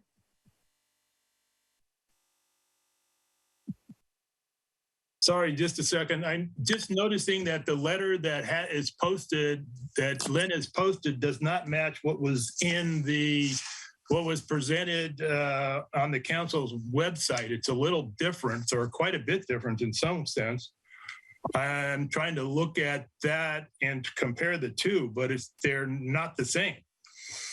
The original one talked about wildfire risk, drainage runoff, regional trails, and on-street parking. This talks about drainage runoff, dogs off leash, on-street parking, wildfire risks.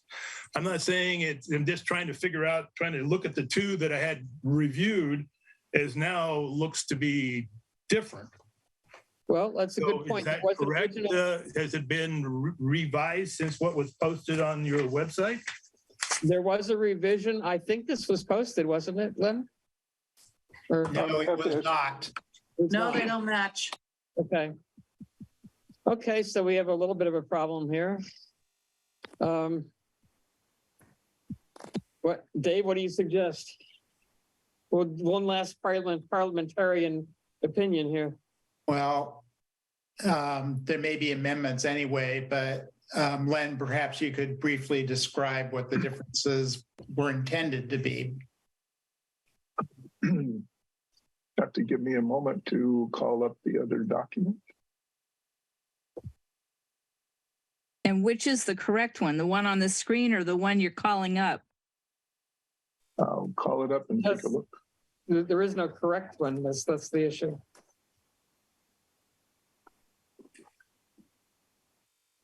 The one that is posted on the website does have a section that has a different 4 bullet points and does say, in addition, Quarry Park has 3 different projects, lists mountain bike trails, off-leash dog trails, and pump track. So that's the version that's on the website. We should go with this one, the one that's on the website. I have it up now. Right. But again, can you please describe the intended differences since nobody else has seen it prior to this?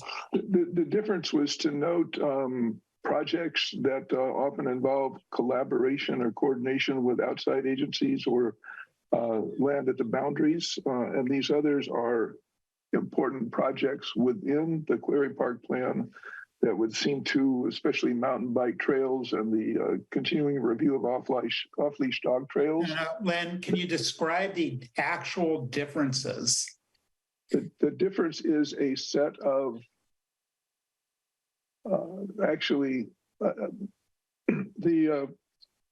this has a note of an attachment of details not included in the draft, which was to hold a second page for comments that might be brought up in this meeting and people would like to put forward. And the other is to identify certain projects within Quarry Park that involve continuing public participation. The recommendation in terms of as it's framed for adoption of the master plan and support for the director to work with other departments and resources to address the issues listed under the first set of 4 bullets. Len, is that point of order here? Which version are we going to vote on? The version Len's showing or the version on the website? That's where I'm going. Len, it sounds as though the only real significant difference between the 2 letters is that you, in the second letter, emphasized that some action needed to be taken in a coordinated fashion. Is that basically it?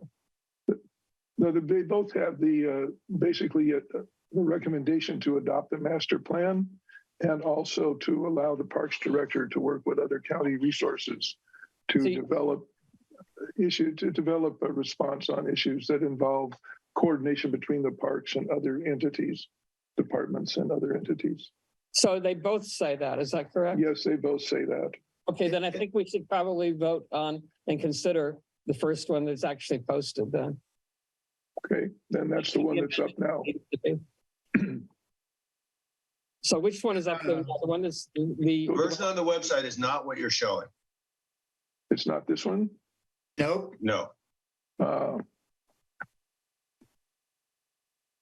If you would like, I will share my screen and show the one on the website. Go ahead and show that one then, Greg. My hope apologies I can do it. On this.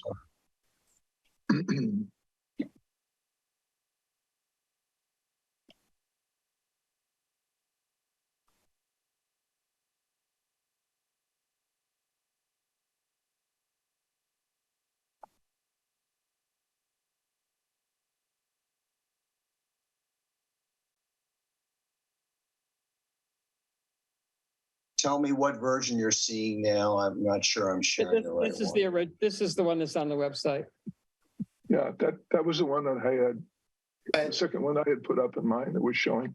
Yeah, but Greg, can you resize it? Yeah. So the top is the same. Yeah. Where it gets different, it gets different right here.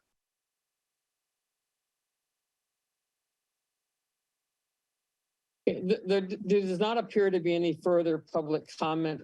I'm going to go ahead and return this item to the council And what we're going to be considering is what kind of response letter we're going to be sending. And right now we're considering the one that's on the screen. So I'm going to start with Jill. Do you have comments on this letter that's on the screen? Yes.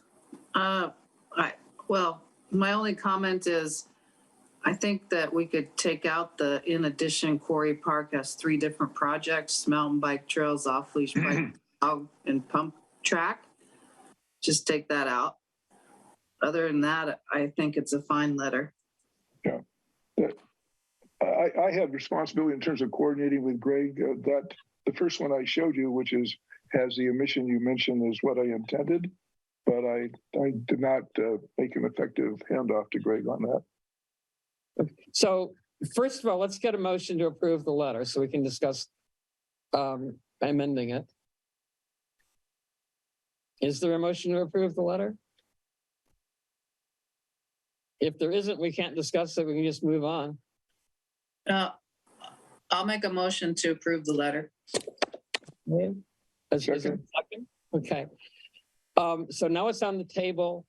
If you want to make an amendment, Jill, for what you just said and what it sounded like Len agreed with you on, please go ahead and make it.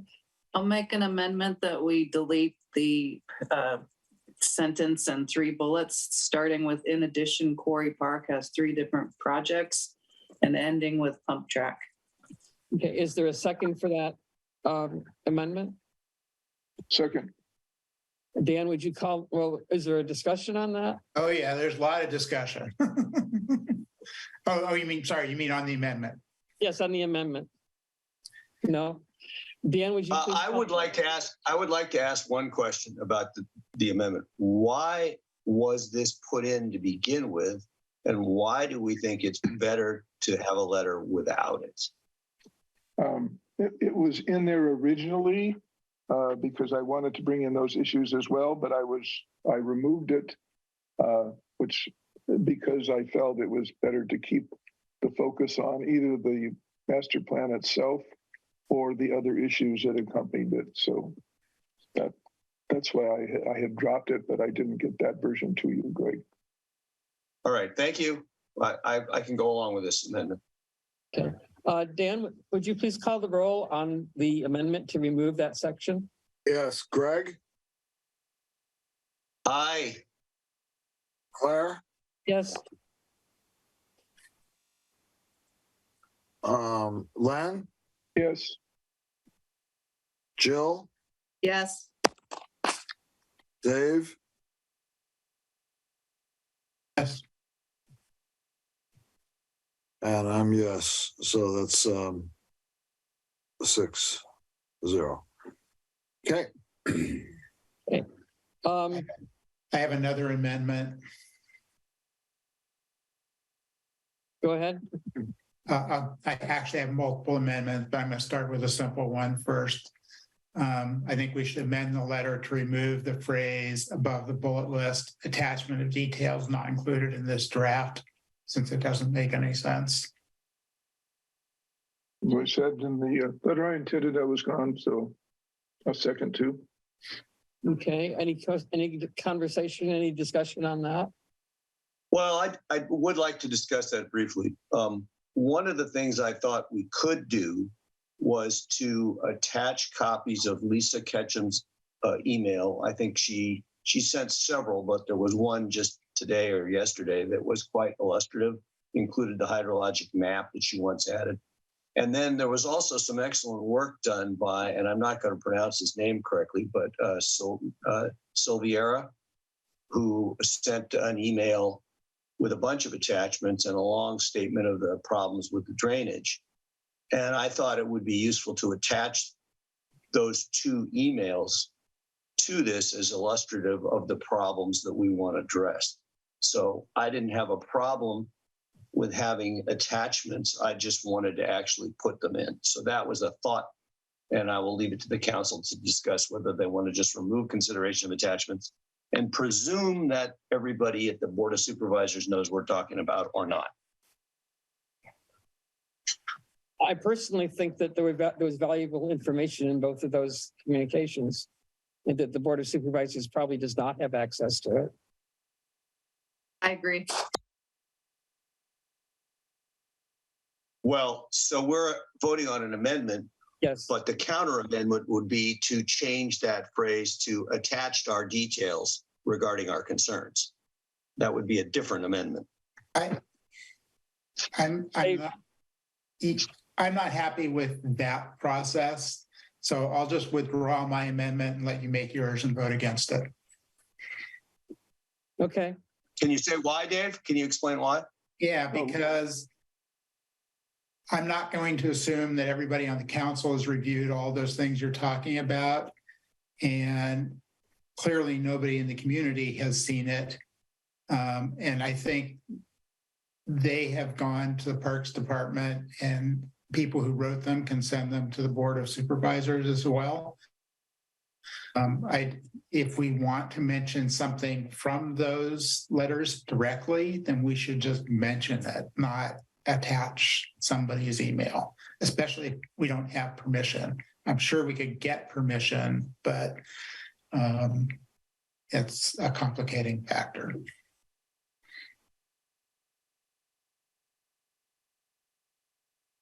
Okay, so Greg, are you making a motion, or did you make one?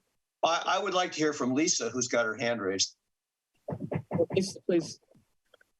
Oh, I was just going to say that my letter has been addressed. The creek has been, I'm told anyway, that the name is going to be corrected. So you don't need to forward mine. What about you, Burnett? If you recall, when I forwarded the information to you, it was forwarding a letter or an email, excuse me, that was sent to the Board of Supervisors on October 12th. So the same thing, those 5 attachments that you saw should have been, were a forwarded email that had already been forwarded to the Board of Supervisors. Okay, so for both of you, you're both saying that you don't need us to send it because you've already sent it. Correct. All we need is your support for the issues that were raised. Okay, that helps. Thank you very much. So I think that leaves us with the amendment to remove the parenthetical statement, attachment of details not included in this draft, from the letter, and that would solve the problem. I think so. Do you want to make a motion to that effect? I move that we remove the parenthetical statement, attachment of details not included in this draft. I'll second. Any further discussion on that? Dan, would you please call the roll on the amendment to remove that section? Claire? Yes. Greg? Aye. Glenn? Yes. Dave? Yes. Jill? Yes. And I'm yes, so it's 6-0. Are we ready to discuss the letter as a whole or to vote on it? No, because I have some questions for Hannah, as I told you earlier. That's true. Go ahead and ask, please. Okay, so thank you, Hannah, for your presentation. I'll reiterate that, Quarry Park is a eucalyptus jungle, and that needs attention, starting with the smaller trees. Take them out first, make room to get access and for better maintenance. I have specifically the expansion of the parking lot. Will the split rail fence be continued to border the parking lot, Hannah? Yes, that's correct. It will be. It should be installed soon. Okay, great. Yeah, because I'm concerned that minimize any cyclone metal fence. And in regards, there's been some talk about solutions to the runoff, the drainage. One of the things that I've been thinking of, and I would like to hear from you, some other community members have said catch basin or kind of a simple construction of a temporary pond, a wet season pond, let's call it, to capture the fast flow of the water, and then let it trickle out slowly so that it's not the hazard that it is on the streets today or during the high rains. And then also with the drainage situation, I just learned that, I remember hiking up years ago, there's regular berms that deflect the water so that it doesn't have that snowball effect. And I understand that some of those berms have been removed, and during the rainy season, these berms are very important to deflect some of the water and then spread it out. Of course, a dry mountain, when it gets rained on, it's like a dry sponge. The water just runs straight off. So anything that can be done to allow for this mountain to hold the water, in a reasonable degree, is important. So I think inspection, some exploration to all of the new trails, and to see that there are proper, berms so that at the right locations, so that the water has a chance to kind of get deflected off. Can you respond to the two comments about the possible holding pond and the berm, the runoff berms? Can you comment on that? Yeah, I can, Dan. The proposal, or the idea of a catchment or like a retention basin near the area of concern where the water leaves the park at Santa Maria is something that would definitely need really further assessment with like a hydrological engineer or some other expertise in that area. But I know my initial kind of concern around that from our perspective within the department is that area is already like a wetland area, and so it does already hold a lot of water naturally. It has a very shallow water table, and so by excavating in that area, that would be impactful. You don't have to excavate. You don't have to excavate. It could but there would have to be some sort of infiltration sort of structure built in, and you'd have to sort of put some of that would have to be subsurface. I think the concern would be that because there's already a very shallow water table here, that wouldn't provide a lot of additional storage. But that's something that would have to really be further assessed to really understand fully. But that's sort of a preliminary understanding of the feasibility there, is that it's already like a very wet area with a shallow water table. For the berms and the water bars on the trails, that's absolutely like a recommendation and an implementation action we have for our roads and trails in the park, is to make sure that we have functioning water bars, and those are spaced appropriately. And that is a routine activity that our ranger staff do when they're doing trail inspections. And that usually occurs every year before the rainy season and throughout the rainy season, just to see how trail drainage is functioning and if there's any improvements that are needed. And so that's sort of a continual process to make sure that those are present and they're functioning and they're improved as needed. Is it possible you can get back to us, let's say in March or after the rains, give us some feedback as to what you discovered? Certainly, yeah. All right, great. Thank you. Thank you very much, Hannah. Thanks.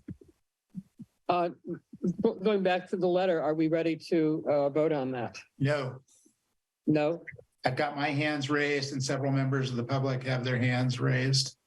Actually, just Burnett has his hand raised, and I think it's left over from before, isn't it, Burnett? No, actually, it was just that Len's, well, the letter that he had originally posted, he had 4 different bullet points under that third paragraph that one of the bullet points is different than what's on the presently before the board. And I would just ask Len at some point to discuss the 4 that he intended to be on there. Thank you. Len, do you want to respond to that? Len, you're on mute.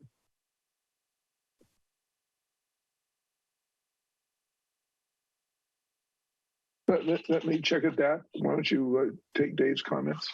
Dave, go ahead. I'll give. Okay, so this letter is a very, it looks like it was written by somebody in the Parks Department. I personally am not have that style. And our last meeting when we spoke about Quarry Park Master Plan, I was quite surprised to find the South Ridge Fire Road in there. That had never come up at any of the community meetings. I still have not heard from either Nicholas or Hannah if anybody has talked to anybody in the East Miramar area about it. I understand there is a separate project already in front of the Planning Commission to implement the South Ridge Fire Road. It bothers me that that project is going forward before the master plan's even approved and sort of being, and in fact, the comment time for that is rather short. Asset. So I would like to see something in here about the rationale for the South Ridge Fire Road, not, okay, let me rephrase that. I personally think the South Ridge Fire Road should not be built. I don't think it's necessary. I understand fire departments would probably love to have the extra road, but I don't think it's necessary. It's in steep terrain. It's likely to have long-term erosion problems. And I would like to have had something added to this letter that we oppose the South Ridge Fire Road.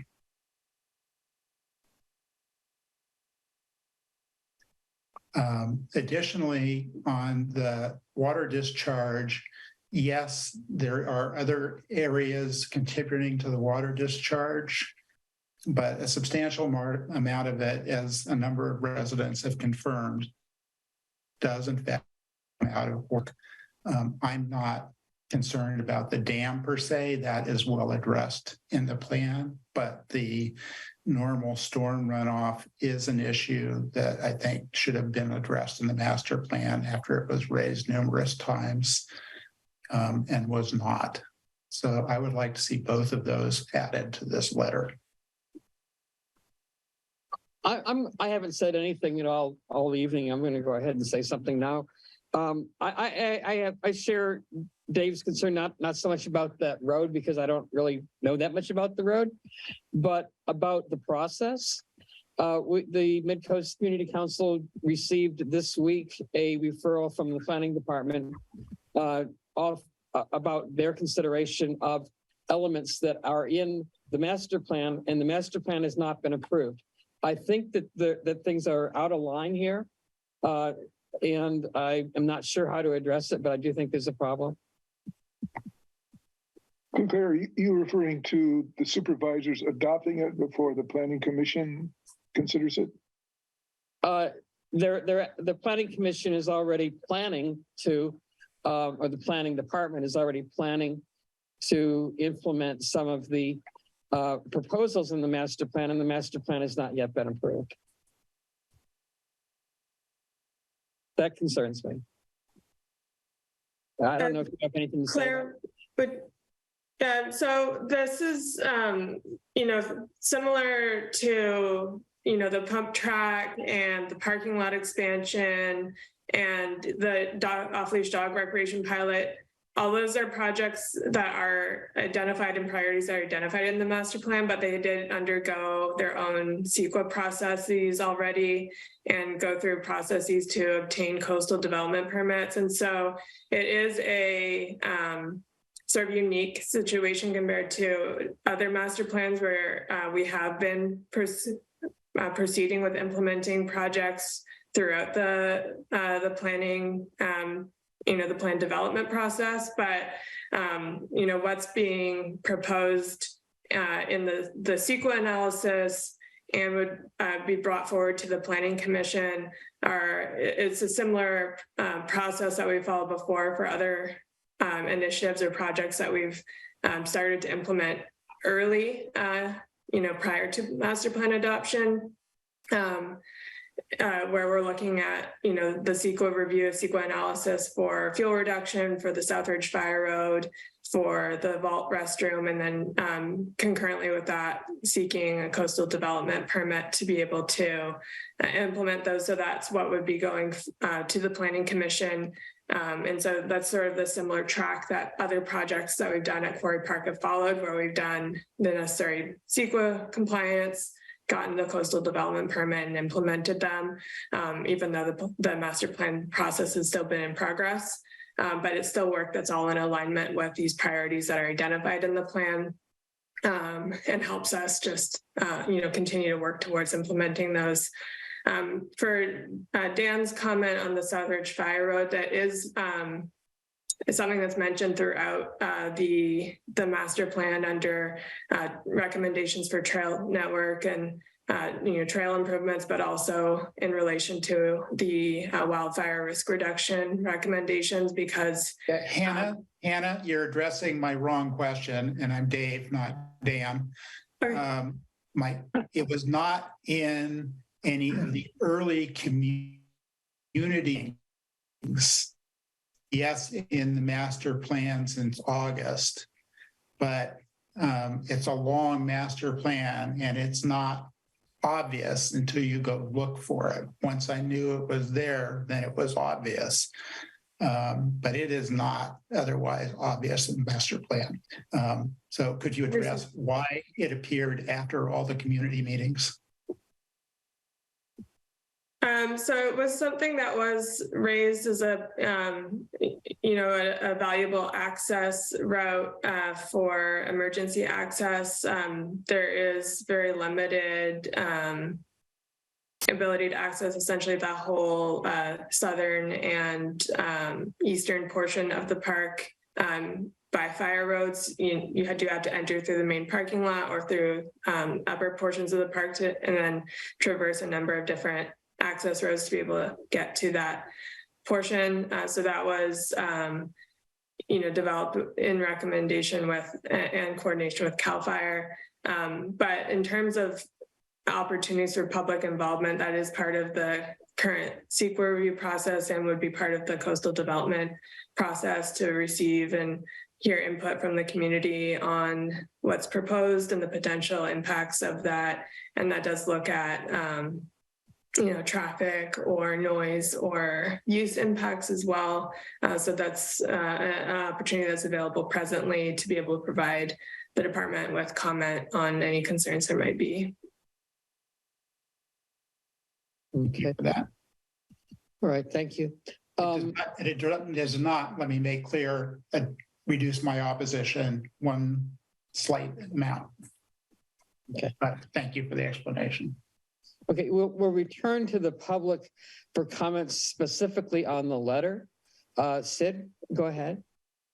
Thank you. I would like them to change the letter just from the very vague drainage and runoff to runoff and drainage from Quarry Park onto neighboring streets, because the community that has addressed the Parks Commission and our board have not really had their answer. All it says is they're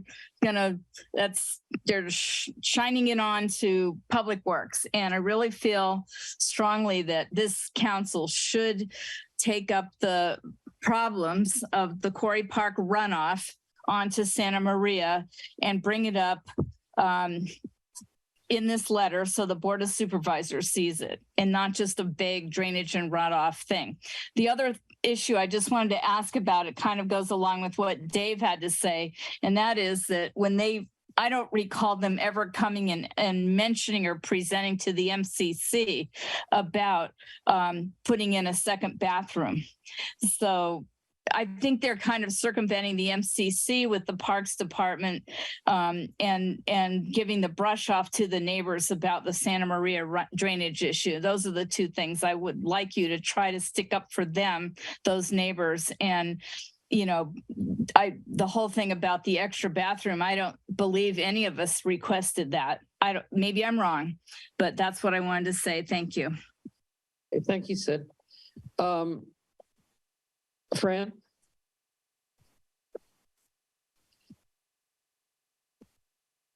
Hi, good evening. Can you hear me? Yes. Okay. Well, first I want to thank you for taking up the issue and having this special meeting for it. I realized I agree with what Sid just said. But, I realize the Parks Department isn't going to fix all these areas, but I hope they would address it with the board. And I appreciate that you're asking them to continue to look into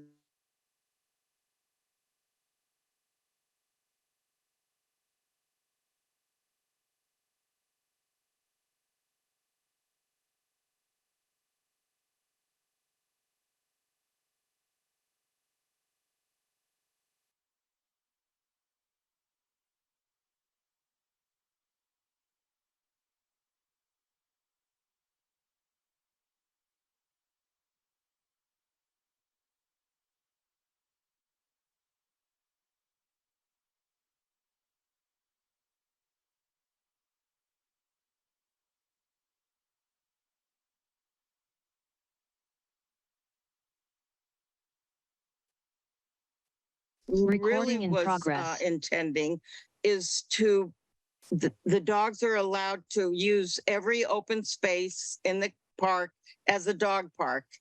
So just eliminate them from playing in the playground area. That should be for the children and for picnicking and for people.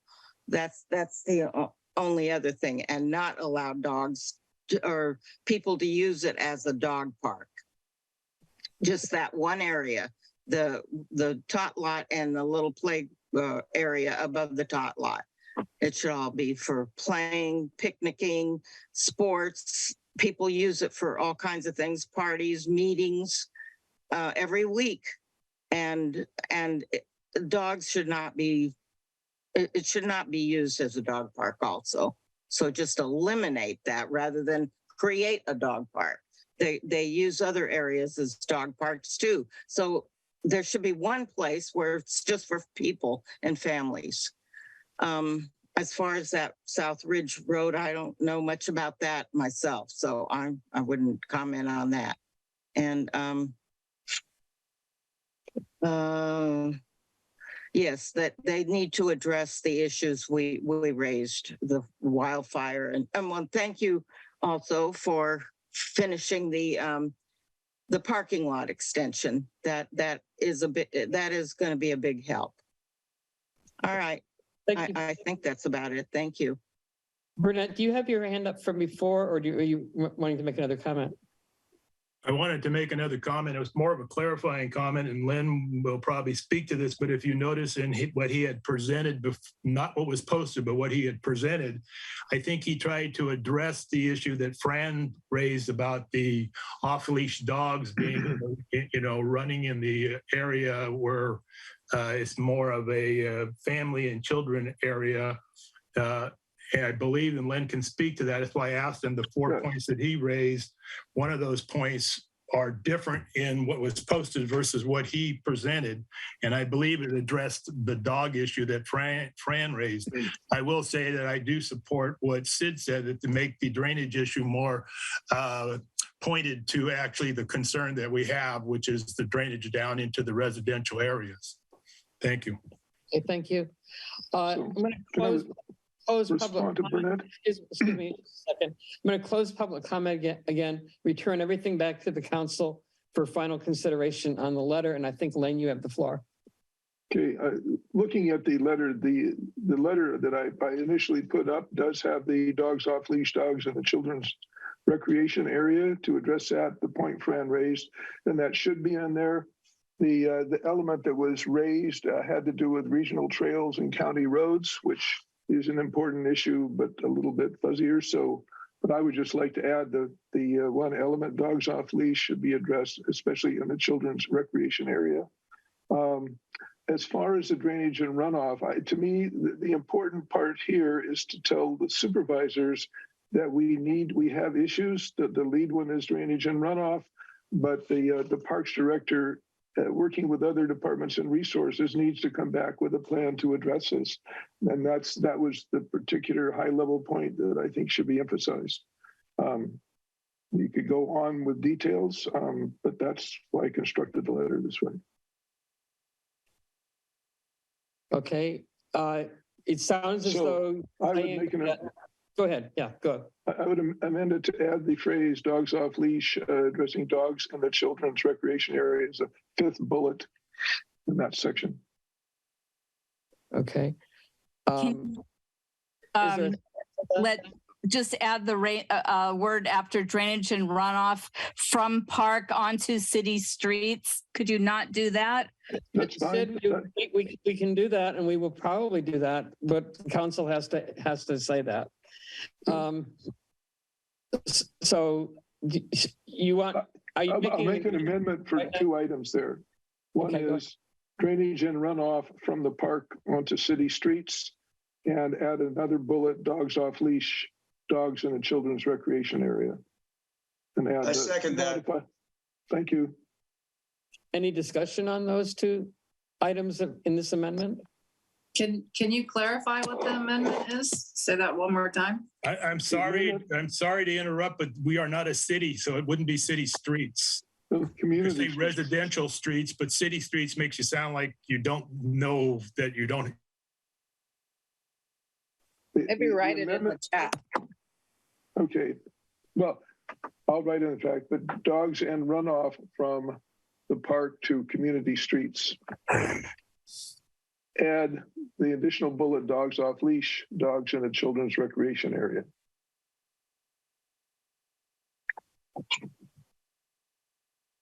Okay, there's a second for that, I believe, Greg? I second it. Oh, hold on. That doesn't sound like it addresses the request. Well, go ahead.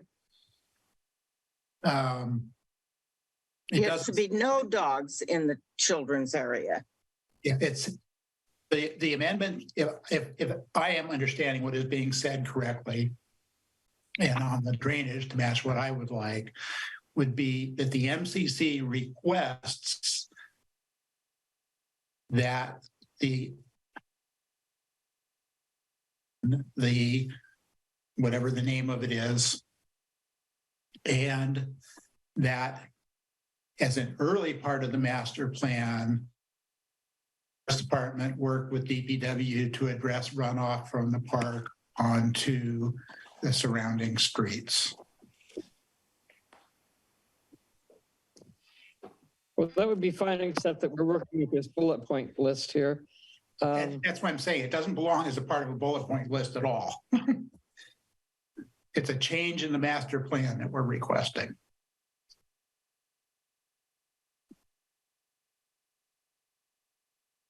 I think there are already signs in terms of dogs not being in the children's area. Is that right, Fran? No, if they are, they take them down.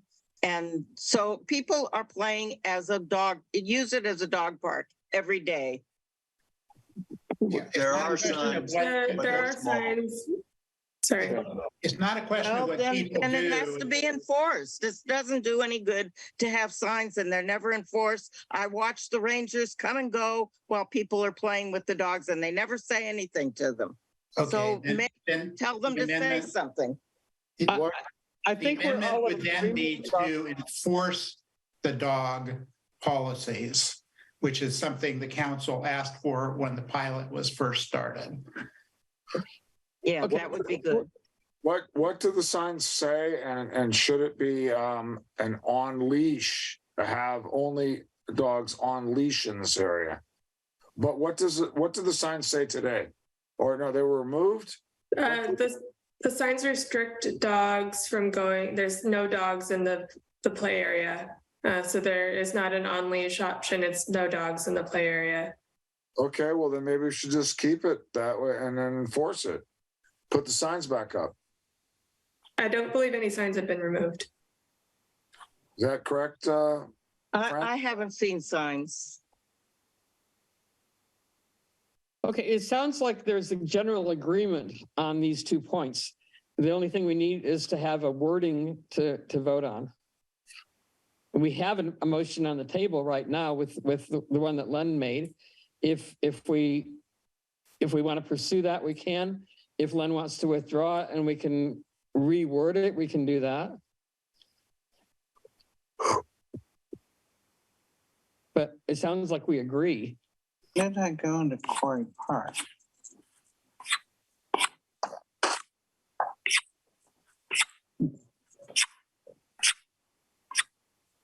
So Len, you want to read your amendment again? But we put in now enforce the signs that say no dogs allowed in the child recreation area.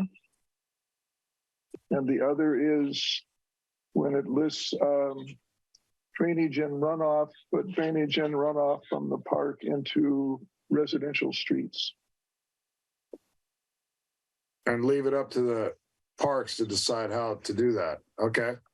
Well, I think we've already. We know That's better.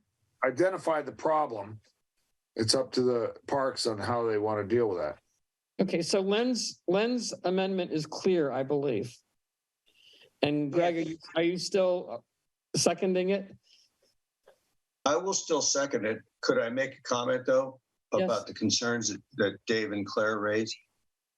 I thought the point of the last presentation that Hannah and Nick gave was how they had segregated the CEQA approval on parts of the projects they plan to do from the master plan. I thought it was quite clear. And there actually is a comment period still open for things like the Southridge Fire Trail and the bathroom. So I do not have a problem that Claire and Dave have, that they're violating a process, because they explained in great detail how the process include the segregation or segmentation of those efforts from the master plan. So, I mean, I just Greg, say I don't share that. Greg, that's not my issue. My issue is this master plan version included a thing on the South Fire with no earlier announcements. They didn't make clear that they added it anywhere. And it's a big deal. The CEQA part for the actual project is also separate, I agree, but the two are very clearly related in that the project is saying, hey, it's in the master plan, we're implementing the master plan. Okay, I personally have fewer concerns since I heard Hannah's explanation. I'm more okay with it. But we're actually getting far afield from what we're actually trying to do here, which is to approve or not approve the amendment that Len just made, which is on the table. If there are no further comments on that amendment, Dan, would you please call the roll? Well, we're having a discussion, and Dave, he's having a discussion on another topic. San Mateo County Quarry Park wildfire fuel reduction. Vegetation removal. Who's speaking? So if you could, Dave, I'm not clear. Go ahead, Dan. What's the problem? Dave, I'm not clear on your concern. It's a different concern. It's not what we're voting on. The project includes developing a new fire access road connecting. Jill, is that you? Okay. I agree the fire road is separate, and that is yet another amendment that I would propose to make. what Len has typed into chat. Chat, go ahead. Well, okay, I will read what he put in the chat. I'm assuming it is the text he plans to add to the letter. It's bring off in Quarry Park onto community streets, enforce the signs that say no dogs allowed in the children's recreation area, which sounds like it's being added to bullet points, which gets back to my earlier statement that this is not a bullet point issue. This is the MCC would like to see these things added to the master plan. However, if you read what comes before the bullet points, that's basically what he's saying. I don't see that at all. I think what you're saying, Dave, is that you'd like to see a more definite wording that more clearly identified that this is important to the MCC. Yeah, exactly. That sounds fair to me, and I agree with that.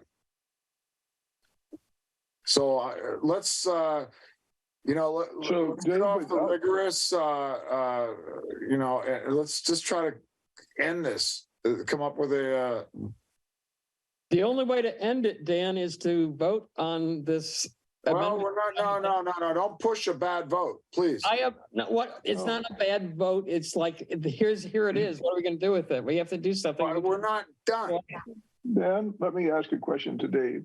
Dave, there's 2 bullets there. Do you want them both removed and just start over again, or? Yeah, you're mute, Dave. Dave, you were mute.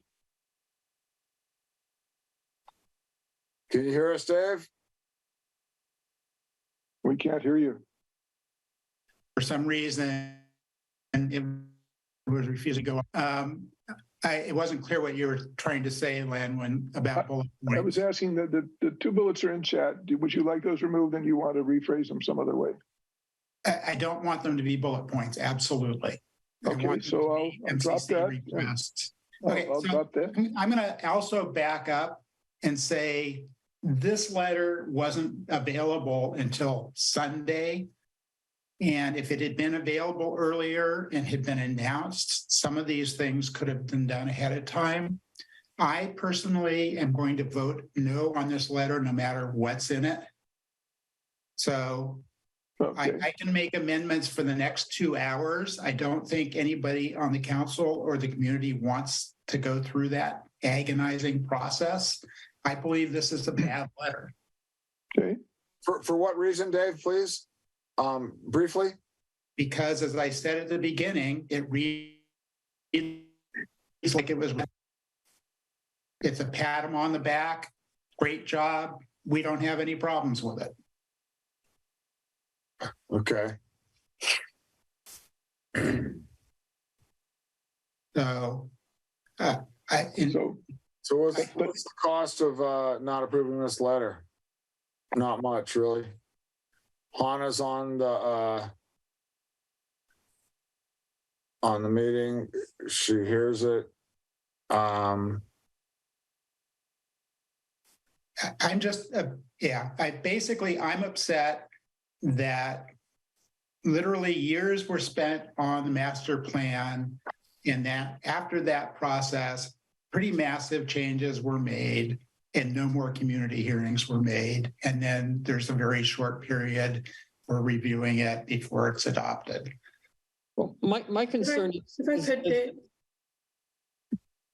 So we had provided the draft master plan in the spring, and we did have another round of public communications. We had a virtual webinar. We had an opportunity for written comment, and we did have an online survey posted again. So, and that was based off of the draft plan shared in the spring that included the details of the Southridge Fire Road and other changes that have been made to the plan since the initial planning efforts began. That webinar never mentioned the Southridge Fire Road. Did you write a letter about it? No, I didn't. Thank you. Look, we have this meeting under fairly constrained circumstances. We did not spend a massive amount of time in review. To me, it's important if we think it should be adopted to say that, and if we don't think it should be adopted, we can leave it blank and not provide it. And then I did want to ask the supervisors to address the issue of coordinating issues that are in the sort of in-between area, and that's a specific request to them. So those are the two things I wanted to bring forward. But I think it stands as it is, and I think it would be more productive to vote. If you don't want it, you can vote no. I would like to see us send a supporting letter, but I think we could, we've run out of time as far as I'm concerned. My concern on this is that this is a special meeting. We agreed to have this meeting because I thought mostly, not so much to give Parks Department our blessing, as to express that there were people in the community that were upset about things that were not being considered, especially the drainage issues. I thought that's why we were here. And I was expecting that that's what we're mostly going to say. It isn't what we're mostly saying, but at least we're saying it. So I see some value in the letter because we are addressing what I thought the community was asking us to address, but we're not addressing it very strongly. Well, to me, the request to ask the supervisors to take this specific action is a strong request. I mean, you can say you don't like it, but this is the action I'd like to see. So yeah, I consider that strong. But, I'm okay with it, actually. Anyway. I expected more. Could we hear what Jill thinks? Because she might be a necessary vote to pass this. Jill? I'm okay with passing this letter as amended. And I'm just following along, listening to all sides. And I see Dave's point too. So I'm kind of open to being influenced, I would say. I think we should call a vote and see what happens. I'm thinking that the letters may not be perfect. Are we done with the amendments? I think I'm going to support the spirit of the letter. We still have an open amendment on the table, and we were trying to agree on wording. So unless somebody is going to withdraw the amendment, we're going to give up on it. We need to deal with the amendment. Okay, the amendment being what Len put in the chat. No, that wasn't the amendment that was made. That's what Len put in the chat. Was Burnett's questions satisfied? As far as what was added or what was not? I do not believe so, but Burnett can speak to that. I would say yes. It was having to do with if you wanted to keep in that regional parks issue, and because what Len had put in what he presented to us originally did not have the regional trails and county roads and transit. He had the issue about the dog park, off-leash dogs in the children's area or in the upper park that has been changed in his amendment. But that was my point, was that these 4 points that are listed there do not match the 4 points that Len had in what he presented to us, with the difference being the regional trails was not part of it. The dog issue with being in the children's park was replacing the regional trails, and I wasn't sure which one he wanted to go with. But now it's in. It's now in there. Apparently, based on what Len has done with what he's put into the chat, because it's kind of hard to follow what is being, when you were saying what should be changed, it's easier to read it.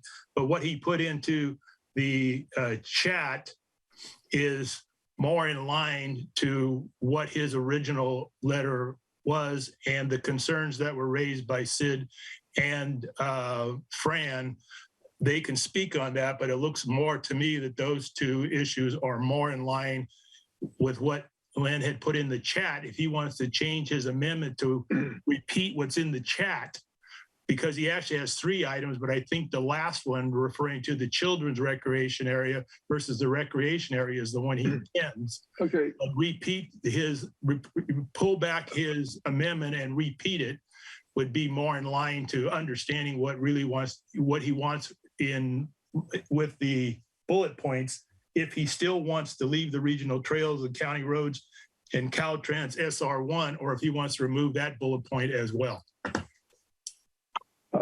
I was going to do this as an addition because I think those things are important too.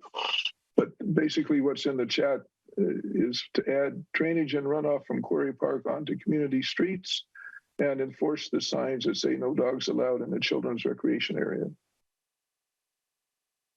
Well, let's be clear on your amendment, and after we do that, let's make sure that Burnett's satisfied, and then. But he just was clear on his amendment. I will second that amendment. Wait, I'm not sure I heard the word.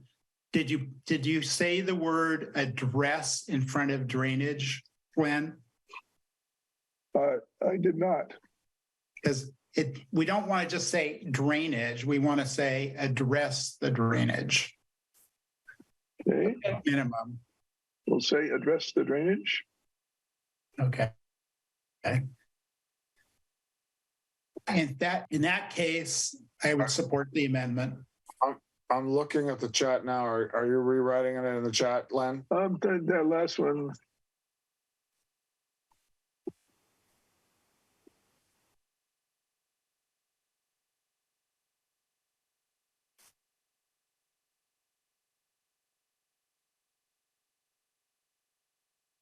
It's in chat.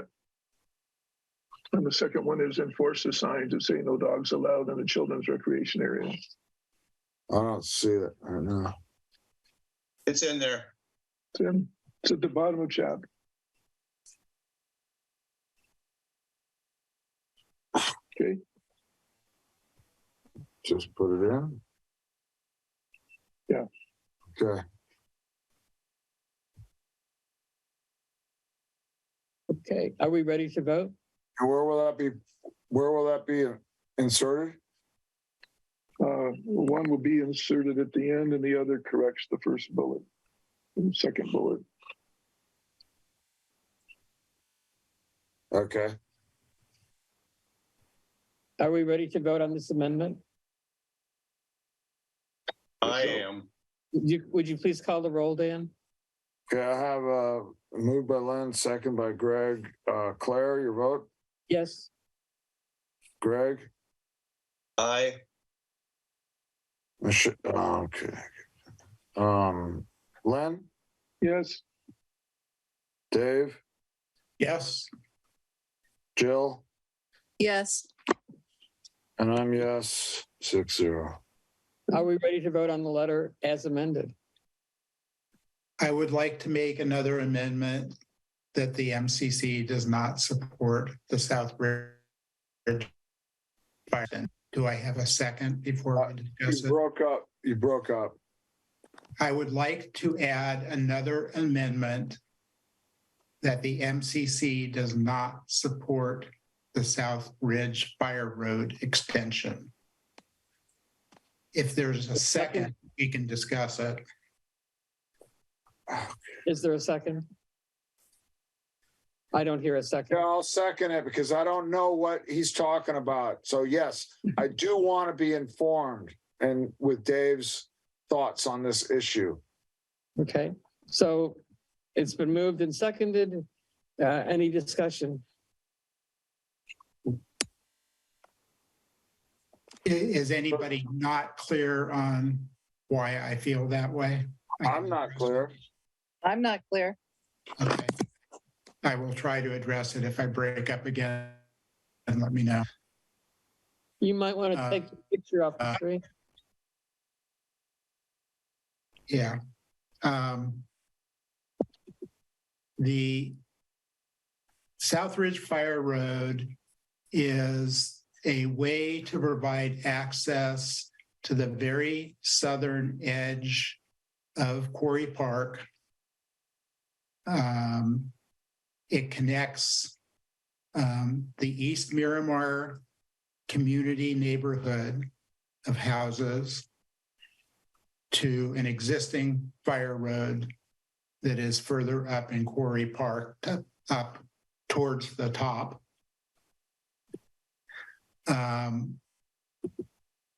And it is in an area that is extremely prone to erosion.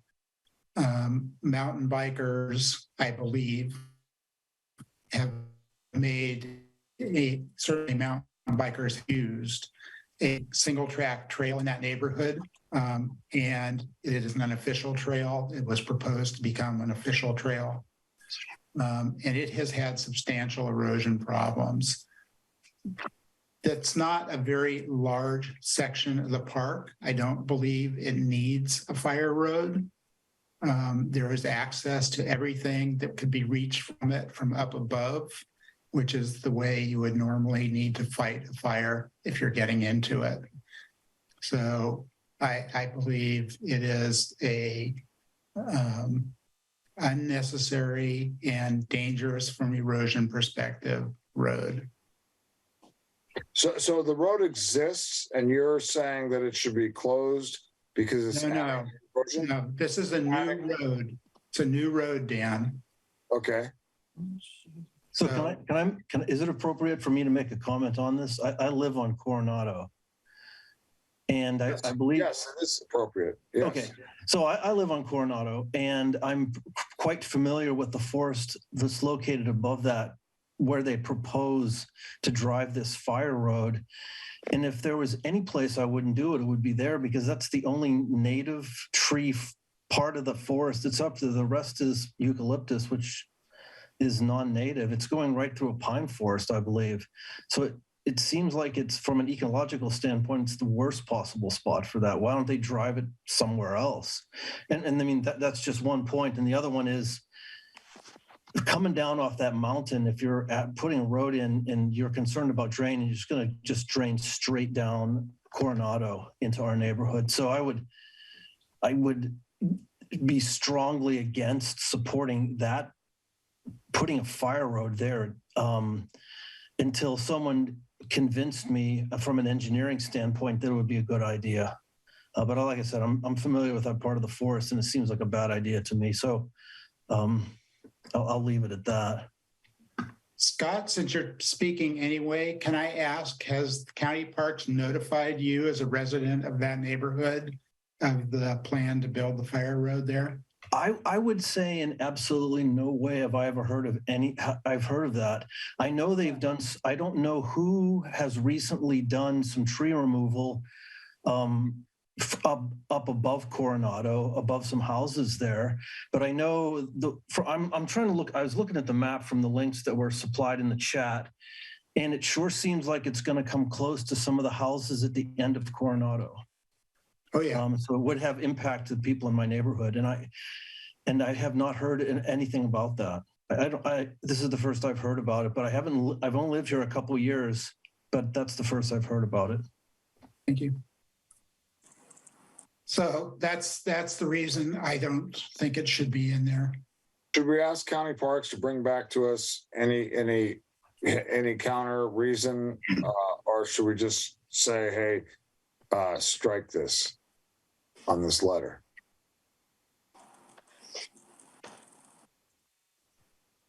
Claire and Dan, would you like me to add anything? Add anything? Like it sounded like Dan wanted any clarifying points from Parks, but sure do. Yes. Clarifying. So we do have engineering design for the fire road that does look at proper road drainage design and addresses erosion concerns and avoids any areas of potential instability. So it's been designed to and that has full engineered design and 100% design plans by an engineering firm that did those to make sure that those drainage and stability features are properly designed and included. And in terms of the existing vegetation, I believe there's a lot of Monterey pine, which is in fact a non-native tree species. There may be some Monterey cypress, which would be native, but otherwise we also have eucalyptus present through that area as well.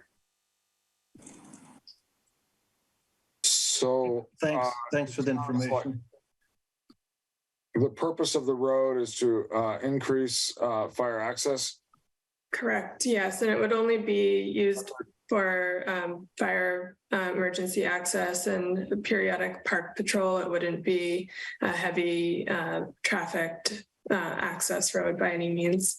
And through the CEQA document that's available, there's a lot more information on potential concerns for runoff and erosion and potential biological impacts as well. So I'd encourage you to look at that if there's other concerns about the road itself and how those sort of factors might be addressed or influenced. And is the CEQA process still ongoing, or is it finished? Yes, it is. We still have public review open until December 16th.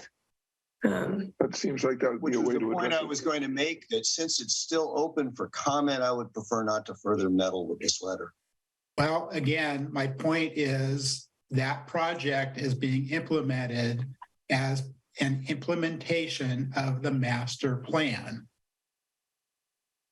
So if it's not in the master plan, now it goes away. But the framework they presented is to break it into parts which are reviewed separately. So yes, Glenn, that's not my statement. I understand. Anyway, let's vote on it. I have my hand up still. Yeah, okay. Go ahead. Hannah, I don't know. I didn't hear anything about this fire road until Dave brought it up, but I have heard lots of community concerns about the other edge of the park that runs up along El Granada Boulevard, where there's tons of eucalyptus and a lot of fire danger and huge fire potential. If that area were to catch fire in Quarry Park, it's going to take down all those houses. And as it is, a lot of community members are losing their fire insurance. And I don't know why you guys keep ignoring the other side of the park that runs pretty much parallel to the El Granada Boulevard. So maybe you could answer that instead of building fire roads to somewhere that, they're just throwing in at the last minute. But I think there's a lot more community support to have a fire road on the opposite side of the park. If you can address. I'm going to talk right now.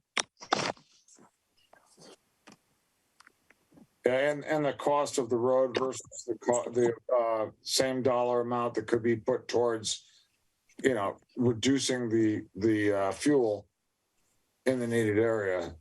Well, we could not address this tonight, but it may be one of the few opportunities we do have, since apparently it needs to be. We got a referral on this week. This is the first we've seen anything with the CEQA, as far as I can tell, and it has to be approved on the 16th. This is our last really substantial meeting of the year. We have no other opportunity to comment on this road if we are going to comment. Yeah, I would present a letter at the December 14th meeting opposing the project on the actual project. So we could do that. Jill? I'm in agreement with Dave. I think we should just stick it in the letter right now that we do not support this new fire road, because we haven't had time to review this, but I am reviewing it, and it's a very large road. It's the total disturbance is 2.3 acres. So it's really large. It's got a lot of turnouts, 4 20-foot wide turnouts. It's similar to the one they wanted to put on Montera Mountain. It's very similar. So this is something we should. Hi, Burnett. Just a minute. If we can get to those areas without using a new road, this is too excessive. Thank you. That's enough for me to vote no on the new road. Dave, how did you want to continue your amendment? So my amendment is to add a sentence or paragraph, whatever Len prefers, saying the MCC opposes the South Ridge Fire Road extension as described in the master plan. Okay, I seconded it.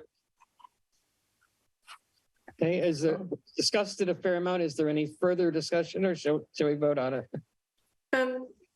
I apologize, Claire. I would encourage everyone to fully review the plans and the information in the CEQA document and potentially bring it back for consideration if that's a possibility, just because there is a lot of information in addition to just what we've discussed verbally that might help inform sort of the full details of the I project. disagree with you. And you can hope that, but I completely disagree with you on that. Hannah, I think you make a good point. If we had more time, we just got this from you guys. Well, not from you, but we just got this referral like 2 days ago, and you're going to have it at the Board of Supervisors in 2 weeks. So we don't have time to. I believe a notification was sent out on November 16th, and that indicated that the CEQA period would extend to December 16th, which is the typical 30-day period. But I think we are open to allowing additional time for MCC. You know, we value the input from this council. And Anna, we got the letter from the planner on November 22nd. I'd like the parks to come back and do a cost benefit analysis on this, but for tonight, I'm going to say no. So, Hannah, a question for you. Is this, the letter here is for adopting the master plan itself. Within the master plan is a reference to this project.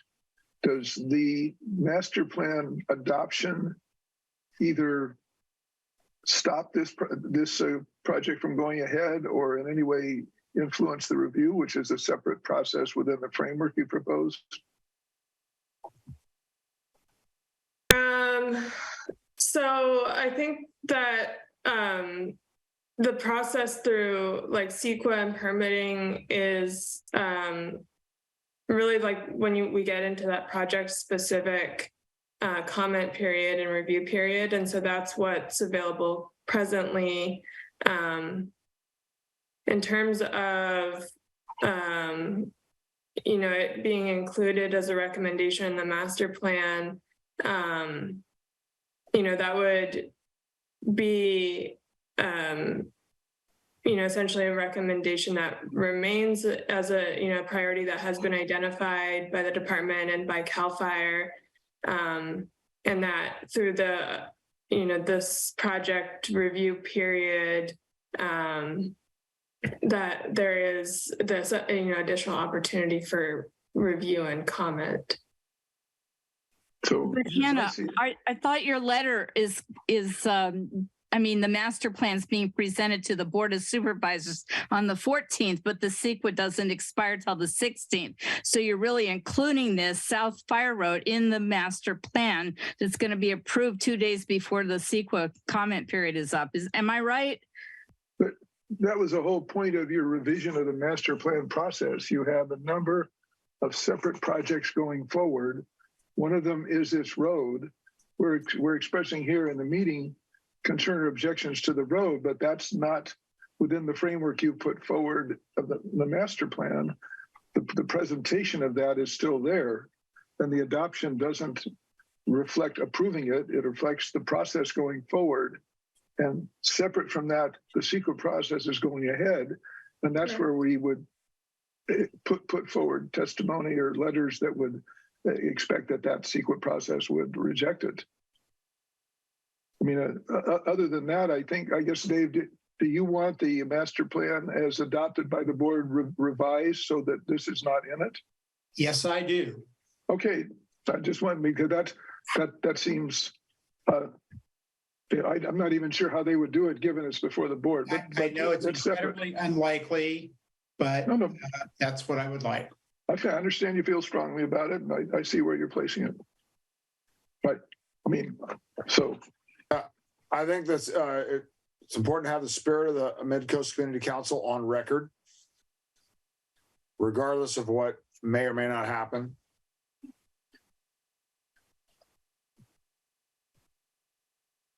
So,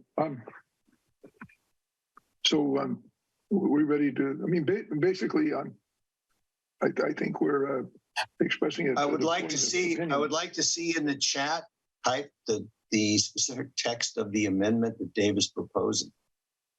Yeah, well, if you could. I might try and type something into chat. My system goes into a busy loop, but I'll try. Well, if you want to read it to me or just dictate to me, Dave, I can type it in. Okay, I will try and get it the way I did it before. The MCC requests that the South Ridge Fire Road extension be removed from the master plan due to the erosion problems and vegetation disturbance problems it would cause. And I second that, so I guess we're ready for a vote. Okay, just a minute. So be removed from the Quarry Park master plan because, right? Yeah. So give me the cause part. Because of the likely erosion it would cause and the disturbance of the vegetation.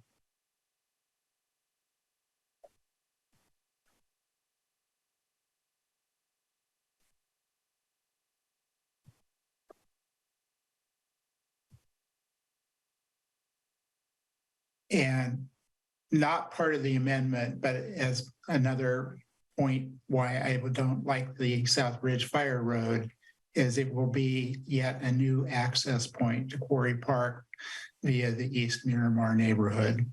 Even if they put up authorized vehicles only, no public, blah, blah, blah, we all know that that would be ignored. So will there still be a bicycle route there, but not a full road? Is that the distinction? I don't know. And then separate.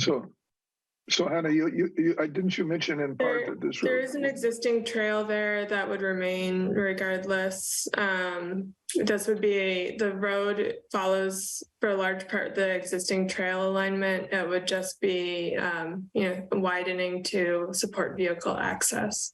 Okay. So it wouldn't change public access by foot or by bicycle. There's an existing trail already in this location. It's an unofficial use trail made by hikers and bikers. I do believe it is on our official trails map and it is maintained by the department as a trail. Ready for the vote? I'm ready.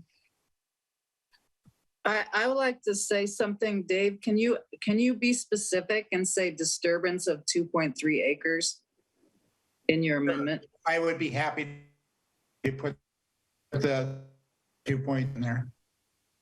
Dan, is that acceptable to you as the seconder? Yes. You got it, Len? I'm trying to just state again, where would I put it? Because of the likely erosion that will result from a total disturbance of 2.3 acres. The disturbance.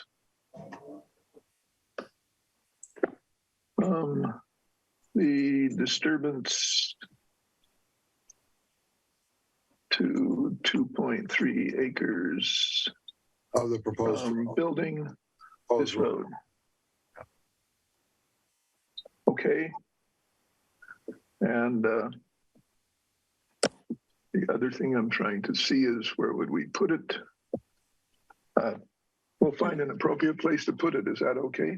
Yes. Okay. Okay, Dan, go ahead. Call the roll. Claire? Yes. Greg? Abstain. I haven't had time to read the document that they've provided, so I don't know enough.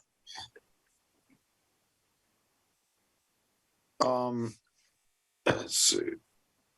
Glenn? No. Dave? Yes. Jill? Yes. Dan is yes. So that's 1, 2, 3, 4 yes and an abstain. And 1 no. No, wait. I'm sorry. That's right.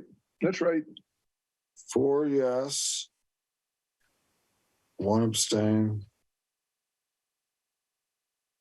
Why am I not adding? Why doesn't it add up? That's it. It's 6. We have 1 person missing.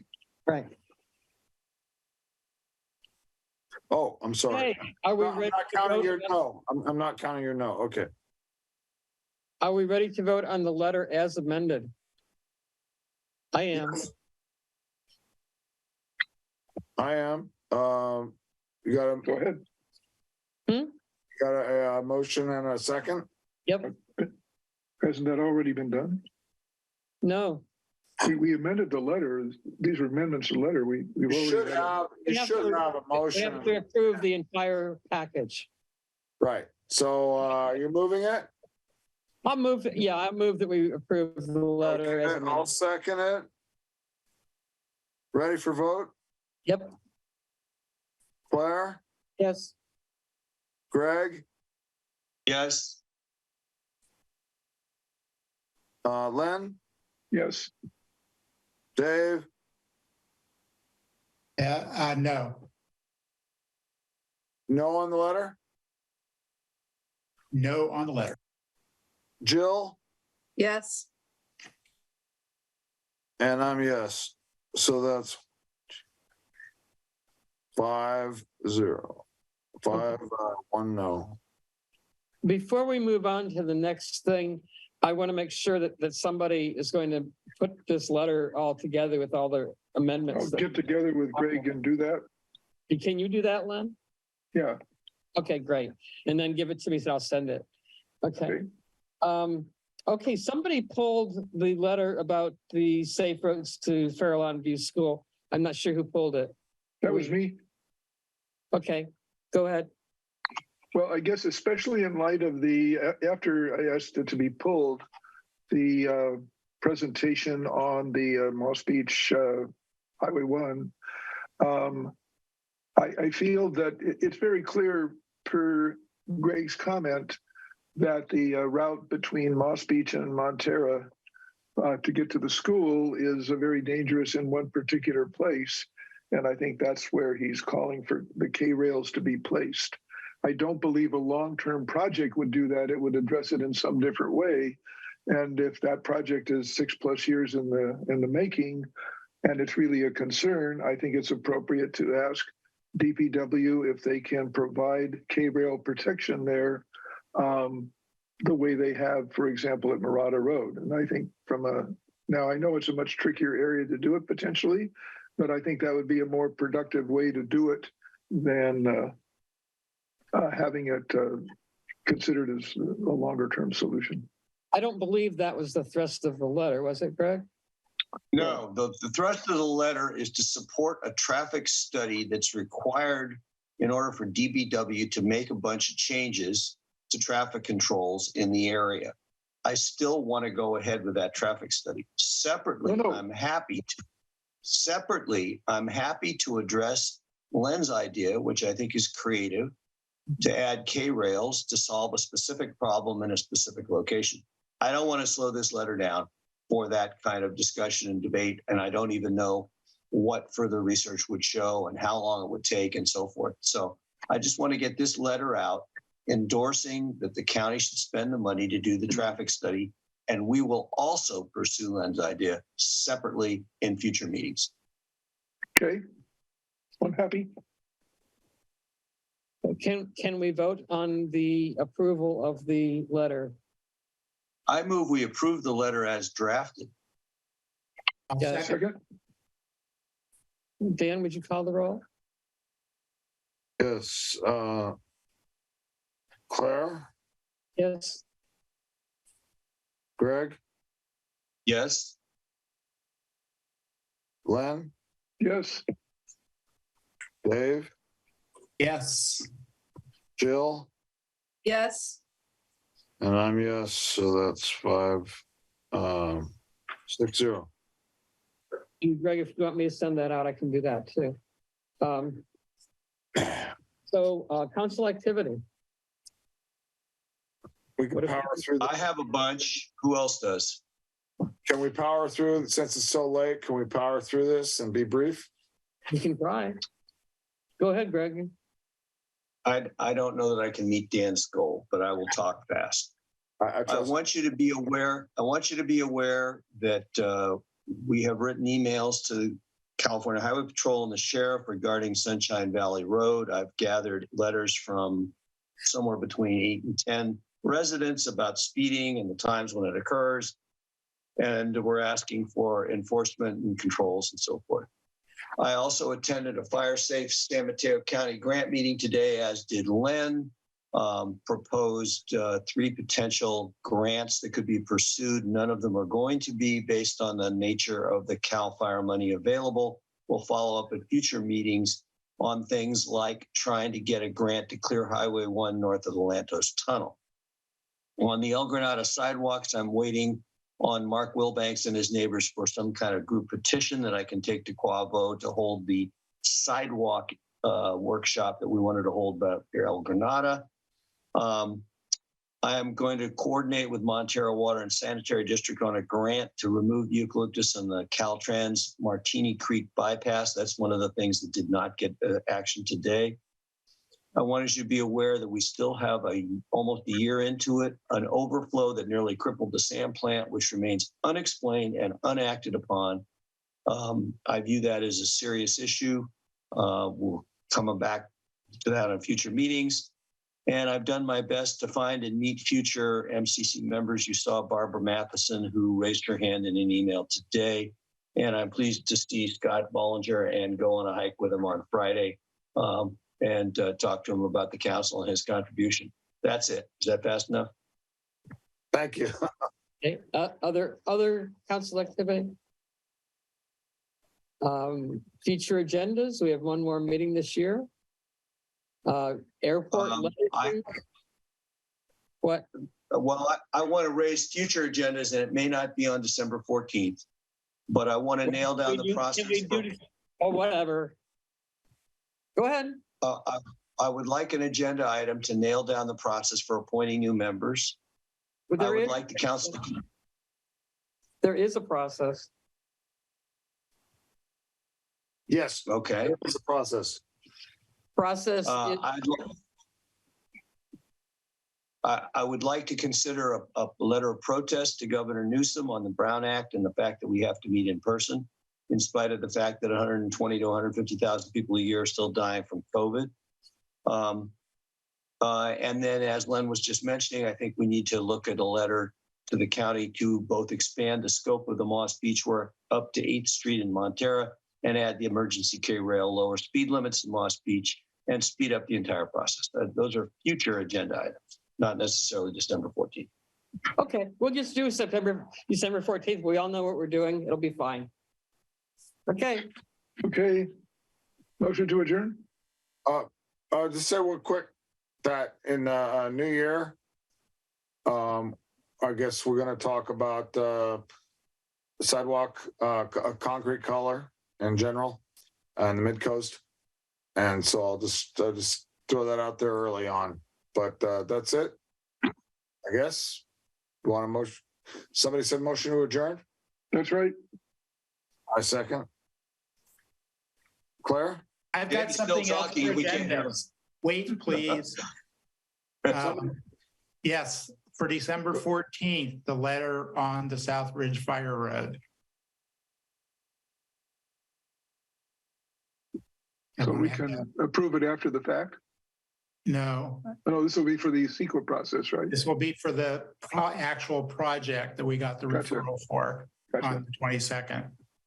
Who's the subcommittee that's going to work on drafting that letter? Anybody who wants to help me. It's not a subcommittee, if I could actually correct you. Okay. A group of 3 or less. Well, I'll work with you, Dave. Okay, thanks. Dave, I'll send you my comments. Great. Okay. Where we at? Now I'm ready for adjournment. Okay, so somebody moved it and I seconded it. I moved it. All right, Len moved. Okay, so Claire? With pleasure. One more, Claire. Greg? Aye. And Len? Yes. Dave? Yes.